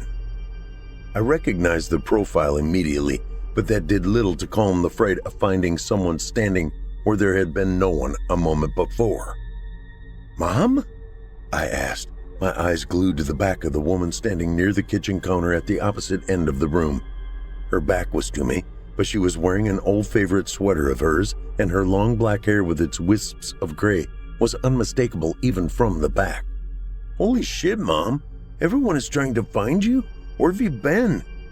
Now that the initial terror of finding her was over, I felt a trickle of relief. Mom didn't turn to me, though. Her hands were working on something in front of her. She didn't speak, didn't even move other than her hidden hands. "Hey, is everything all right?" I asked, taking a step in her direction. "Where's Dad? Where have you both been? The cops are looking for you. Everyone is." Her hands stopped moving and I froze in place. The relief of just a few moments before was slipping away from me.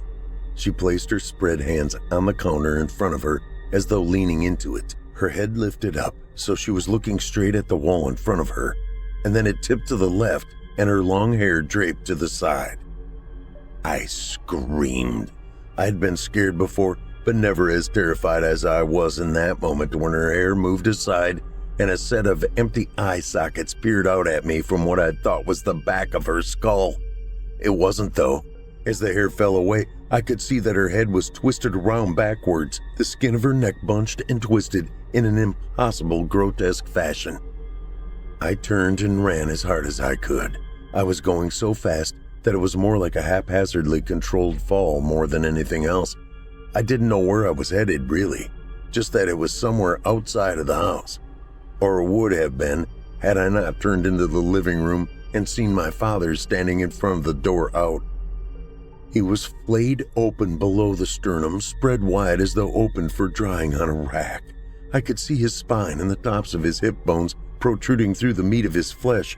His eyes were rolled back in his head, and his mouth was open wide in a scream that I wished was silent. However, as he seemed to sense me, there the scream became a real thing, a terrible keening of suffering unlike anything I had heard before. I was halfway up the stairs in seconds, falling over myself to get as far away from what I had just seen as I possibly could.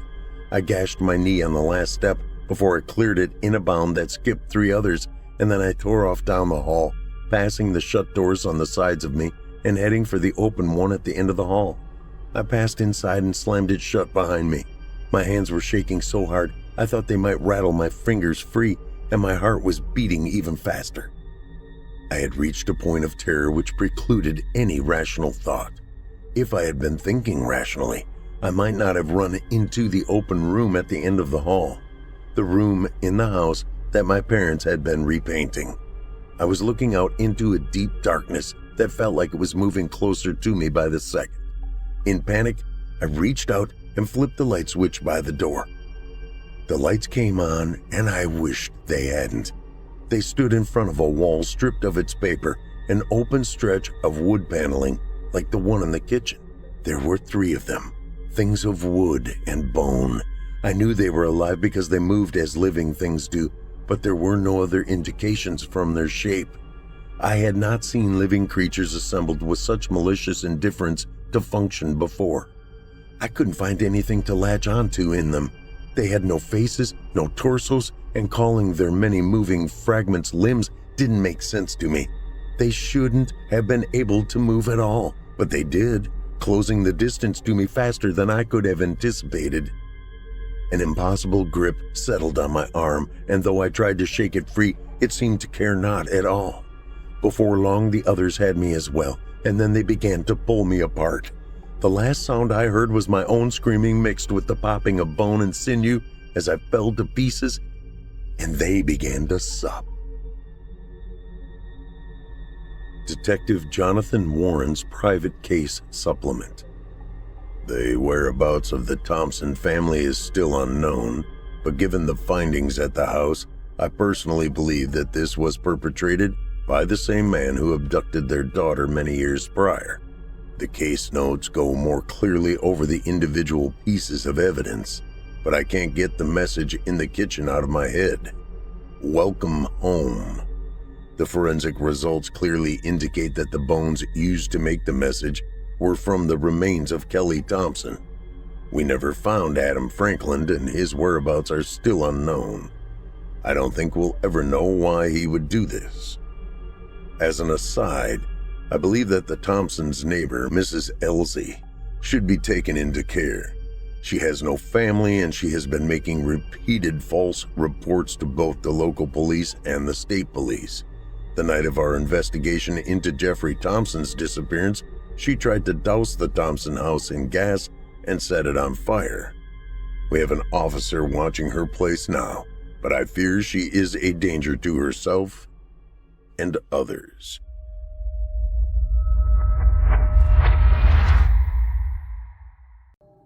Part 1. Warren Biggs thundered into the radio station that sat at the edge of town. The town itself sat at the edge of an expanse of cornfields mingled with 6 acres of woodland. This was not his day.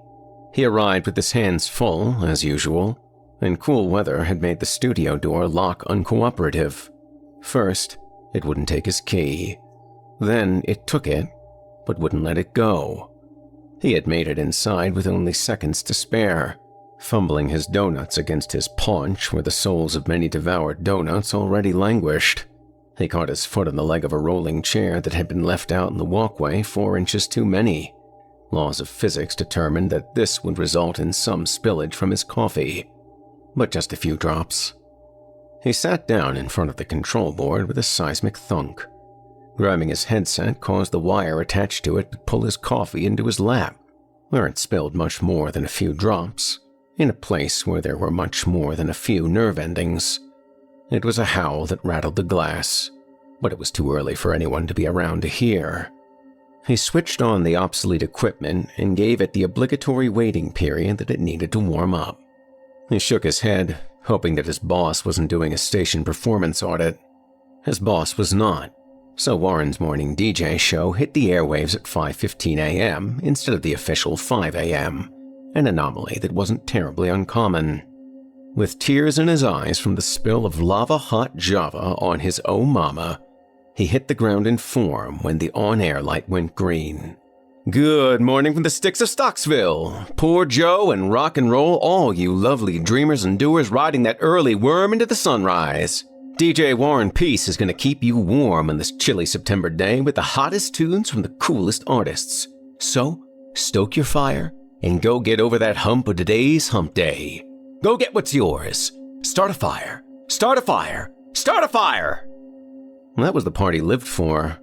By the third start a fire, he was swinging one chubby arm in the air like he had a lasso. And then that cued the stretch where his failed career as a motivational speaker was replaced by music that got played through his thin speakers in the back rooms of diners and employee lounges and motel lobbies and gas station bathrooms.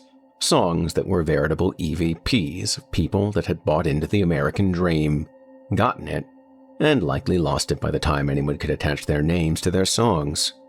And now the ghosts of their success were rained down on a quiet town full of people that were too busy to think about the American dream. All except for the teenagers. Teenagers are composed of nothing but dreams.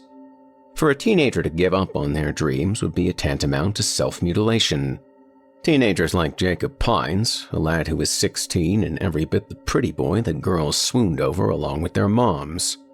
Oh, did Jacob ever have dreams? Most of them centered around getting the attention of the equally gorgeous Jane Corcoran. But, like anyone else that bought into dreams, he didn't think much on the discrepancy between the volume of his efforts versus the results. He could have been one of the faces that music producers take under their wing and manufacture into pop stars with zero talent. Jake didn't know how to leverage his pretty boyness. He tried getting Jane's attention by staring at her longingly, the way some boys can manage when they're models in front of a camera. He just ended up looking like a creepy kindergartner, sizing up a box of animal crackers. Not that it mattered. She did not notice. He tried showing off for her in gym class. He was a capable athlete. He'd make the shots, the touchdowns, the winning points, but she never seemed to be paying attention during those critical moments.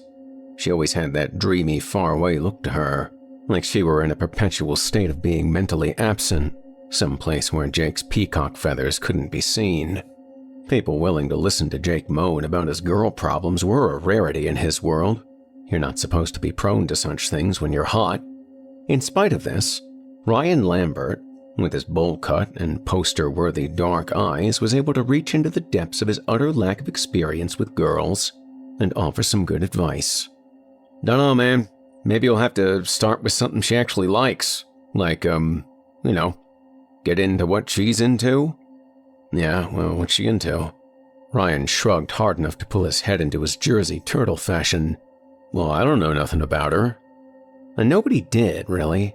Jake discovered this with his attempts at overhearing anything Jane might say about herself. The only time she ever talked was to answer the teacher's questions to the class. Desperation drove Jake to his boldest move yet.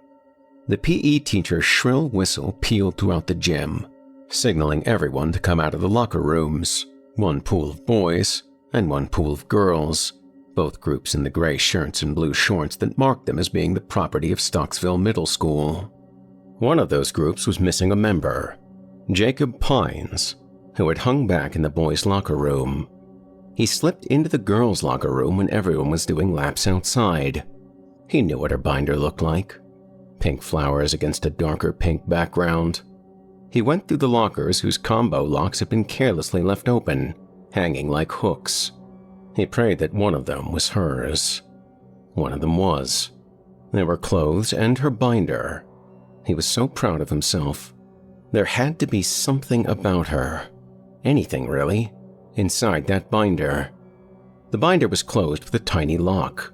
The kind that wouldn't stand a chance against a screwdriver, but that was more than a match for Jake's paws. He wasn't proud anymore. He resigned himself to the fact that Jane Corcoran was a safe he would never be able to crack. He put everything back in their places, and he even managed to slip into the line of red-faced teens doing laps in the schoolyard. Gym class ended and he changed his clothes and he sat with a vacant stare. He was gazing down the long tunnel of time at his future life, where Jane couldn't be seen. The bell rang. Jake was the last to file out. He turned the corner of the doorway and smacked right into Jane Corcoran, knocking her binder out of her hands and causing it to break its lock on the floor, sending the binder's contents scattering. Jake became a little more religious in that moment. I'm so sorry," he lied. Her crystal blue eyes flashed at him before she shook her head. No, you're fine," she said as she started scooping up the sheer volume of papers that should not have been able to physically fit inside the dimensions of that binder. He didn't ask for permission to help her. He began shuffling papers, and he found that mingled with her schoolwork were all manners of sketches and handwritten notes on monsters. Cryptids, Bigfoot, Mothman, the Jersey Devil, black-eyed children, and so on. But the bulk of the heap seemed to be devoted to the local monster. Some called it Peg-Leg Peggy. Others called it Sally Stilts. Stickwoman. It almost looked as if there were more drawings of Peg-Leg Peggy than there were sheets of schoolwork. "Jackpot," said Jake's brain before the mound of papers he was holding were snatched away from him. Oh man, she was dead hot when she was mad. Her straight blonde hair seemed to flare out like the fur of an irritated cat. "Thanks," she said, effectively dismissing Jake from helping her salvage her valuables. "Are you sure? I don't mind help." "I said thanks." He left her without a word and wearing his dumbest grin yet. Part 2. Jacob was disappointed to find that there just wasn't much information about Peg-Leg Peggy on the internet. He could count on one hand how many pages there were in a Google search that contained scanned information, and none of them had any real artwork or pictures to speak of. He was wanting to draw Jane a picture of her favorite monster, but it looked like he was going to have to go off of a simple crayon drawing that was uploaded by one author's child, and whatever he could remember from the papers he saw in her binder. He guessed that most of those had been drawn by her, a true fangirl. So he did the best that he could, going off of the vague descriptions of creatures that he found on the internet. an otherwise featureless human female torso, gaunt and emaciated from living a life in the wild, and with whatever limitations are brought on by having sticks for arms and legs. Perhaps it killed things by impaling them. It had a mouth that seemed to go from the bottom of one ear to the other, creating a long slit that allowed for it to open up extremely wide, almost like the way the jaw of a snake unhinges. They gave it various injuries as you would associate with living in the wild with no medical treatment. The final product didn't look much better than the original children's drawing that guided him. He too was using crayons, but he was pouring every romantic fiber he had into this picture, as if it were the one prize rose that would woo his beloved, if a rose could ever do such a thing. It was finished. It was his most serious work of art since he was 6. It was beautiful, and she was going to love it. She would be so taken by his attention to detail and his realism with Crayola that she was bound to throw her arms around him and kiss him and confess her eternal love. She was not at school the next day, or the day after. He boldly went to her house to deliver the picture in person. He didn't know why he was so certain that she would be the one to answer the door. The door was answered instead by her mother, a beakish woman with eyes that were always wide, and a cross around her neck large enough to nail Jacob to. "Can I help you?" she asked, in a tone that said she didn't want to help anyone. "Hey, Miss Jacob, I'm just checking on Jane. She hasn't been at school." She smiled. Yes. The poor dear has been under the weather. Now, how are you involved with my daughter?" "Well, we're classmates." Yes, but how are you two involved?" Jacob felt very uncomfortable. "I mean, we just talk about monsters and stuff. See, I drew her a picture of her favorite monster for a project, and I was just hoping—" The woman snatched for the drawing like a chicken goes for a fat grasshopper. She held the drawing aloft, crushed in her grasp. "Jane Mallory Corcoran, you're still taking communion with demons? Demons!" The woman began speaking in tongues while citing scripture in English.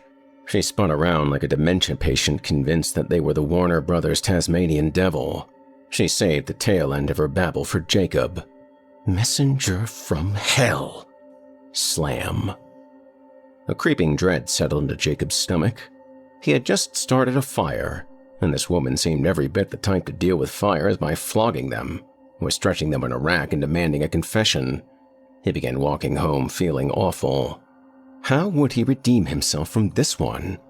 He was walking past some garbage set out for collection when he noticed something pale and pink. The resident had set out a department store mannequin. It was just a head and a torso.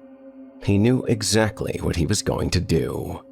It was a shot in the dark, but white-hot teenage love takes those kinds of crapshoots. It took a lot of duct tape and balancing, but there stood Peg-Leg Peggy on 4 sticks, her hair a mess but her body poised to strike whoever dared to enter her woodland. The mannequin was just the right size and shape, and there was no shortage of tree branches littering the forest floor to make her arms and legs. An old mop supplied the monster's hair. Instead of offering Jane a drawing, he would give her an authentic photograph, taken by him, and he would be her hero. She would forget everything about how he accidentally outed her to her mother. Maybe. The more he thought about the whole thing, the more foolish he felt going to this length, but again, teenage love was about feeling, not thinking. He was in the depths of the forest and positioned the fake cryptid in the camera so that the body was turned to a silhouette and the duct tape was thus hidden. He knew just enough about photography that he wanted to take at least a dozen or more shots and choose the best ones. He was also lazy and shot most of them from the same spot. This had an unexpected result. He spent the evening poring over the mostly identical pictures, deciding which ones to give to Jane. Maybe he would use a cool filter or something and make them look like bloody movie posters. He ended up including all the photos, plus ones that he edited with effects. He put everything on a flash drive and looked at it like it was a magic ring. that would cast a love spell on whoever wore it. Part 3. Jane was back in school on Monday, looking nerve-worn and stressed. Jacob felt a pang of guilt when he saw her at her locker. He braced himself before going up to her and offering the flash drive. "Hey," he said. She took one look at him and turned her back on him. Look, I'm really sorry my drawing upset your mom." Jane turned around with eyes that were perfect circles. "You mean that was you that came to my house?" He hadn't considered that her mom would have been too worked up to supply a proper description of the man that exposed the apparently underground interests of her daughter. Jane looked fit to slug him. He wasn't going to get the flowery lead-ins that he'd hoped for, so he went for it. "I've got photos of Peg Leg Peggy. They're on this flash drive." She eyed the thing, looked at him. "I've never done anything to you. I don't even know you. Why do you feel the need to make fun of me and wreck my life? I'm serious. I took these pictures myself. I don't know you." "Why are you doing this?" she said, with tears forming translucent pearls in her eyes. I wanted to impress you." That got her attention. Was she going to throw her arms around him and kiss him now? No. She just took the flash drive and looked it over. Looked at him the way a wild squirrel regards a hiker offering a peanut. "What's really on here?" she said. "I told you. Pictures of Peg Leg Peggy. I noticed that she's your favorite, thing. That's why I drew you a picture of her. I just wanted to impress you." You would have thought that he told her that he was trying to grow a third armpit. "Just look them over and tell me what you think. Phone number and email address are on there too." She took the drive and walked off without a word. It was not the scene from a modern romance novel that he had hoped for, but it could have gone worse. Now, I would love to tell you that things went exactly as he had hoped for after that. But no, his email pinged with a message from janepeg@famnet.net, and his heart was shot down just as soon as it had been taken to the sky. It was a long, nasty, scathing message, to the effect that he must really think she's stupid, and he must really want her dead and really hate her. He was going to make a hasty reply, but she had blocked his email address. That was it. He failed. He didn't eat dinner that night. Told everyone that his stomach was bothering him, which was partially the truth. He laid in bed but couldn't nap. The sun went down, but he couldn't sleep. He just garnered what meager painkiller he could from the dopamine release of playing a game on his cell phone. It was around midnight when his email pinged again. It was from Jane. "We need to talk." Beneath that terse line was an animated GIF made up of the photos that Jacob had taken. He almost thought that she was making fun of him, but he noticed something in the background of the GIF. He had taken the pictures no more than 2 seconds apart, and the GIF made it look like a cut from an amateur stop-motion film. Behind the fake Peg Leg Peggy was the real thing. She was nestled in the leaves, mostly holding still, except to shift her weight on her sticks and to slowly stalk away, keeping her eyes on the camera until her neck wouldn't turn. It was beyond belief in that moment. Was it an act of God? Was Jacob really such a G that he made things work out so well without knowing it? Either way, he was going to take it. He replied to her email and waited. She was waiting for him in the cafeteria. The anger and the distrust were gone from her eyes. "Hey," he said. "Hey." She patted the spot on the table next to her. He couldn't hide how happy he was to sit next to her. She didn't share the glow.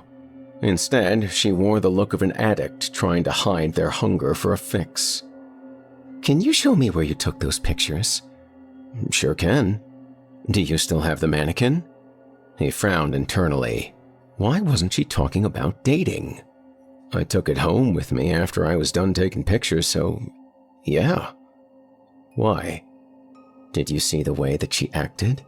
She wasn't looking at you. She was looking at the mannequin. That was territorial behavior. If we set it up again, it could draw her out and we could get better pictures. She was looking intense, like something important hinged on her ideas. Will you be able to get away from your parents without getting in trouble? Yeah, don't worry about that. So, it was a date. She just didn't know it, or didn't seem to care. Part 4. Jacob waited in the exact same spot with his prize mannequin cryptid. He was grinning ear to ear and he felt amazing. It all seemed too good to be true. She was going to be here with him, alone in the woods. He brought snacks and drinks.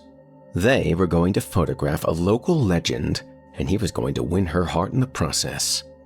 Perfect. So perfect. He tried to suppress his anxiety when she took her time to show up. Part of him wondered if she had stood him up to get revenge. But there she came at long last, wearing nothing remarkable but looking stunning to him all the same. Her golden hair looked at home among the leaves that were changing colors into the hues of autumn. Love in the fall. Falling in love, he mused. He grinned at her like an idiot. Hey, she greeted him without making eye contact. Is the decoy set up yet? In about 10 minutes they were ready. Faux Peggy was where she was the first time. The two youths were poised with their equipment. Jacob made sure that they would be able to camp out long after dark, just not for the same reason that Jane had in mind. Jane looked like an overprepared tourist who was lugging around half a studio. She had her own camera, a laptop, plus her cell phone at the ready. Her face was stern like a grim Mona Lisa. A good hour passed before there was much talking. It was actually her that broke the silence as the two of them sat on a storm-fallen tree, leaves falling around them like snowflakes. This means everything to me, she said, rather matter-of-fact. I can tell, Jacob said. I mean, this is my future. My mother thinks I want to be some kind of ghost chaser or demon hunter. If I can just show my mother that this thing is real and not some demon, I'll be one step closer to doing what I want to do with my life. Hard evidence is the best argument, right? Oh, sure, Jacob said as his hand started inching towards hers. Her face scrunched slightly as if she were seeing a naked tarantula sneaking up on her. She looked at him. So, what's your favorite real-life monster? She asked as she moved her hand to where her other one was. Bigfoot? Really? His eyes danced. The Loch Ness Monster? She looked away to hide the smile that was coming on. He saw it. He couldn't tell if it was due to amusement or ridicule, but it was a smile. From her. And he loved it. So, what do you know about the monster we're looking for right now? It's been popping up around here for the last 60 years. I guess it eats children? When kids go missing, it gets blamed. The name, Peggy Pegleg, is a reference to Peg Powler, a very old water spirit who is also said to eat children. Well, that made her smile for real. You've done some research. Yeah, just for this monster, though. Just for me? He nodded. Yeah, just for you. Was he dreaming, or did she finally look like she could actually tolerate his presence and possibly enjoy it? For me, there's more to this than just leaving my mark in paranormal research. This monster speaks to me on some level. Somewhere in there, she's human, but she's altered. You'd think her chances of survival would be nada, but here she's been a legend for decades. She's surviving despite her odds. She hasn't felt the need to ask for help. She's obviously misunderstood, and I really identify with that. And so the cork popped, and Jane's backlog of self-expression came spilling out. The hours wore on, and the two teens talked for most of it, sometimes forgetting what they were there to do. It got dark. It got cold. They didn't really notice. Jane woke up to the pitch black of the night, the sky retaining just enough twilight to contrast slightly with the canopy of leaves. He fumbled for the oil lantern with heavy, sleep-drugged hands. He lit it. Jane appeared next to him, passed out and snoring. He thought it was absolutely adorable. Movement at the very edge of the lantern's halo caught his attention. His heart nearly stopped beating. "Jane, Jane!" he hissed, shaking her with one hand. She awoke with a start. What? What's happening?" she said. And then she saw it. Half a second later. Just past the fake peg-leg Peggy was the real one. She had been studying the decoy, but the lantern got her attention. Her movements resembled a praying mantis, sizing up a potential meal. She creaked side to side on her sticks in a hypnotic rhythm. Her red eyes had a fire to them, as if they would glow if the lantern went out. Jane's hands went to her face. Jake had the presence of mind to start recording with his camera on the tripod. Jane seemed to have forgotten all about her own equipment. She stood up. The monster didn't back up, but her shoulders crept up next to her ears like a shrinking cat. Jake got up with the lantern and held it high, casting the horrid appearance of Peggy into even sharper clarity. She looked like she spent her years being used as a dartboard, covered in cuts and scrapes and festering wounds. The yeasty stink of pus reached the teens. She was awfully thin, both from hunger and from wiry strength. The filthy hair hung straight down, and the movements of the head had an almost reptilian way about them. Especially clear was the mouth, a slit that ran from under one earlobe to another. If it truly indicated her capacity for opening her jaws, then the idea of her devouring small children was not far-fetched. She could probably engulf rabbits and squirrels whole. Jane took a few slow steps forward, and Peggy bristled with warning. But the mouth stayed shut. "It's okay. I won't hurt you. Can you understand me?" Jane said. Peggy tilted her head like a dog, eliciting a smile from Jane. "We want to learn about you. We want to get to know you. People tell stories about you. We want to know what your story really is." Peggy tilted her head to the other side. "Can you talk at all?" "Hey, Jake, are you getting this?" "I'm getting everything." "Okay, yes, we want to know what your story is. You see, everyone has a story." Peg's mouth flared wider than a hawk's wingspan, and she galloped toward Jane. Jacob reacted in the blink of an eye. The blunt ends of Peg's arms jabbed into Jane's shoulders as she was tackled by the stinking, gritting predator.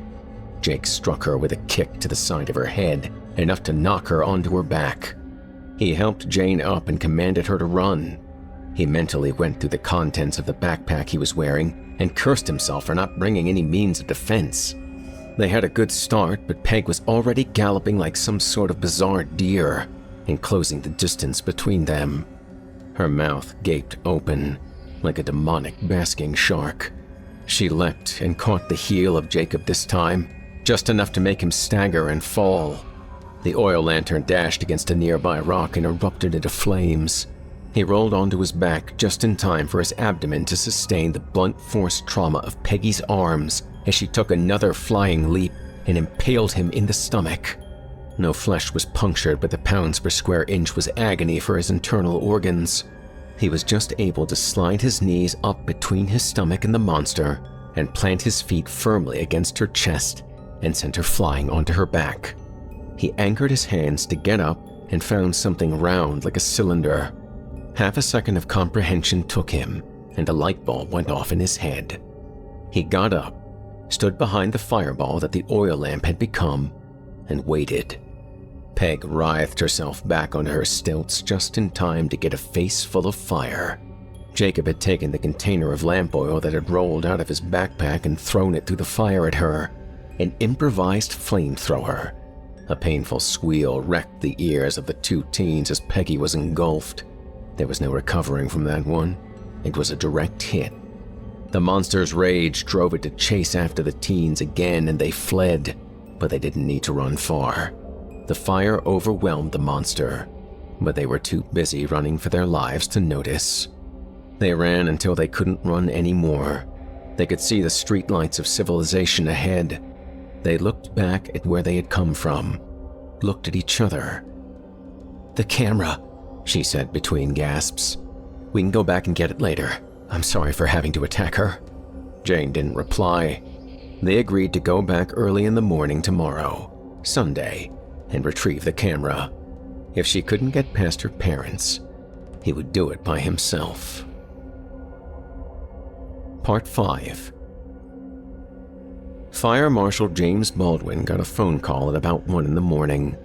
There was a raging forest fire in a remote corner of the woods that surrounded Stocksville, and it had progressed to apocalyptic proportions before anyone had called it in. After all, everyone was in for the night, not doing community fire watch. Now, the night sky was a hellish orange, and eye-watering smoke was omnipresent. The local fire department was woefully inadequate, so firefighters from neighboring counties were called out in the dead of night. The fire would be out of control for 3 long days. It claimed well over 90% of the forest, a good chunk of one of Stocksville's upper-class neighborhoods, revealing how shoddy those expensive homes really were due to how quickly they went up in the flames, and rendered a church unfit for use for the foreseeable future. A black metal-loving Satanist teen tried to take credit for that so he could say it was done with his black magic, but it didn't stick after Jacob came forward and accepted responsibility. At the Stocksville police station, the room that they took Jacob into was small and quiet as a tomb. He could hear the tinnitus in his ears. He was also with a female officer, with dark red hair and chestnut eyes that were exotropic, causing her to stare around him rather than at him. "You have a story for me, Mr. Pines?" the officer said without introduction. He told her everything, except he edited out the presence of Jane at the incident of the fire. She looked at him for a long moment before sliding a few photographs in front of him. They were black and white, so it took him a moment to realize what he was seeing. Once it hit him, you would have thought that his hair would turn white. They were taken with PD equipment, shots of a badly burned female body that had no arms or legs and a monstrously wide mouth that hung open. "You found her?" Jacob croaked. "This is the only reason you're not being arrested right now," she stated flatly. Jacob breathed a sigh of relief. He would find out that it was premature. The local media converged on Jacob. They were as interested in his account of the monster as they were about the price on his head from locals. For weeks to come, there would be reporters saying the same thing over and over, with the scarred town in the background, Jacob's face appearing in a small square on the corner of the screen. A teenager from Stocksville is making history in more ways than one. He has accepted responsibility for starting what is considered the town's worst disaster in decades. But it was all in self-defense from an attack that has led to the first truly solid evidence of stranger things that walk this earth. He was handling the cocktail of fame and notoriety rather well, better than Jane would have. They kept in touch via email, and he promised that he wouldn't hog all the glory. She'd get involved when it was safe. It was the biggest bouquet of flowers he could ever offer her, and that was the highlight of the whole thing. Someone else was going to be famous. He just didn't know it yet. Harold Redshaw, the mortician that would examine and prepare the monster's remains for long-term storage. He slid it out of the freezer and furrowed his brow under his pocked moon of a forehead. He would almost think it was fake if it weren't for the wounds. It was so human, and yet so devoid of typical human female features. It had to have been the last of its kind. It couldn't procreate, as it had no visible reproductive system, nor did it have a means of nursing young.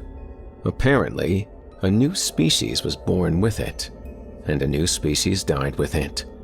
He picked up a scalpel just before Peggy lurched upwards and wrapped her mouth around Harold's head, completely taking it in and clamping down hard. She twisted her neck, and the muffled pop of Harold's vertebrae sounded in her throat. Her limbs grew new wood out of their burned stubs. Her hair would grow back eventually. First things first, her wide-eyed head bobbed around like a mutant chicken until she saw the stairwell. She ran up them and knocked the screen door out of an open window and ran into the cool night.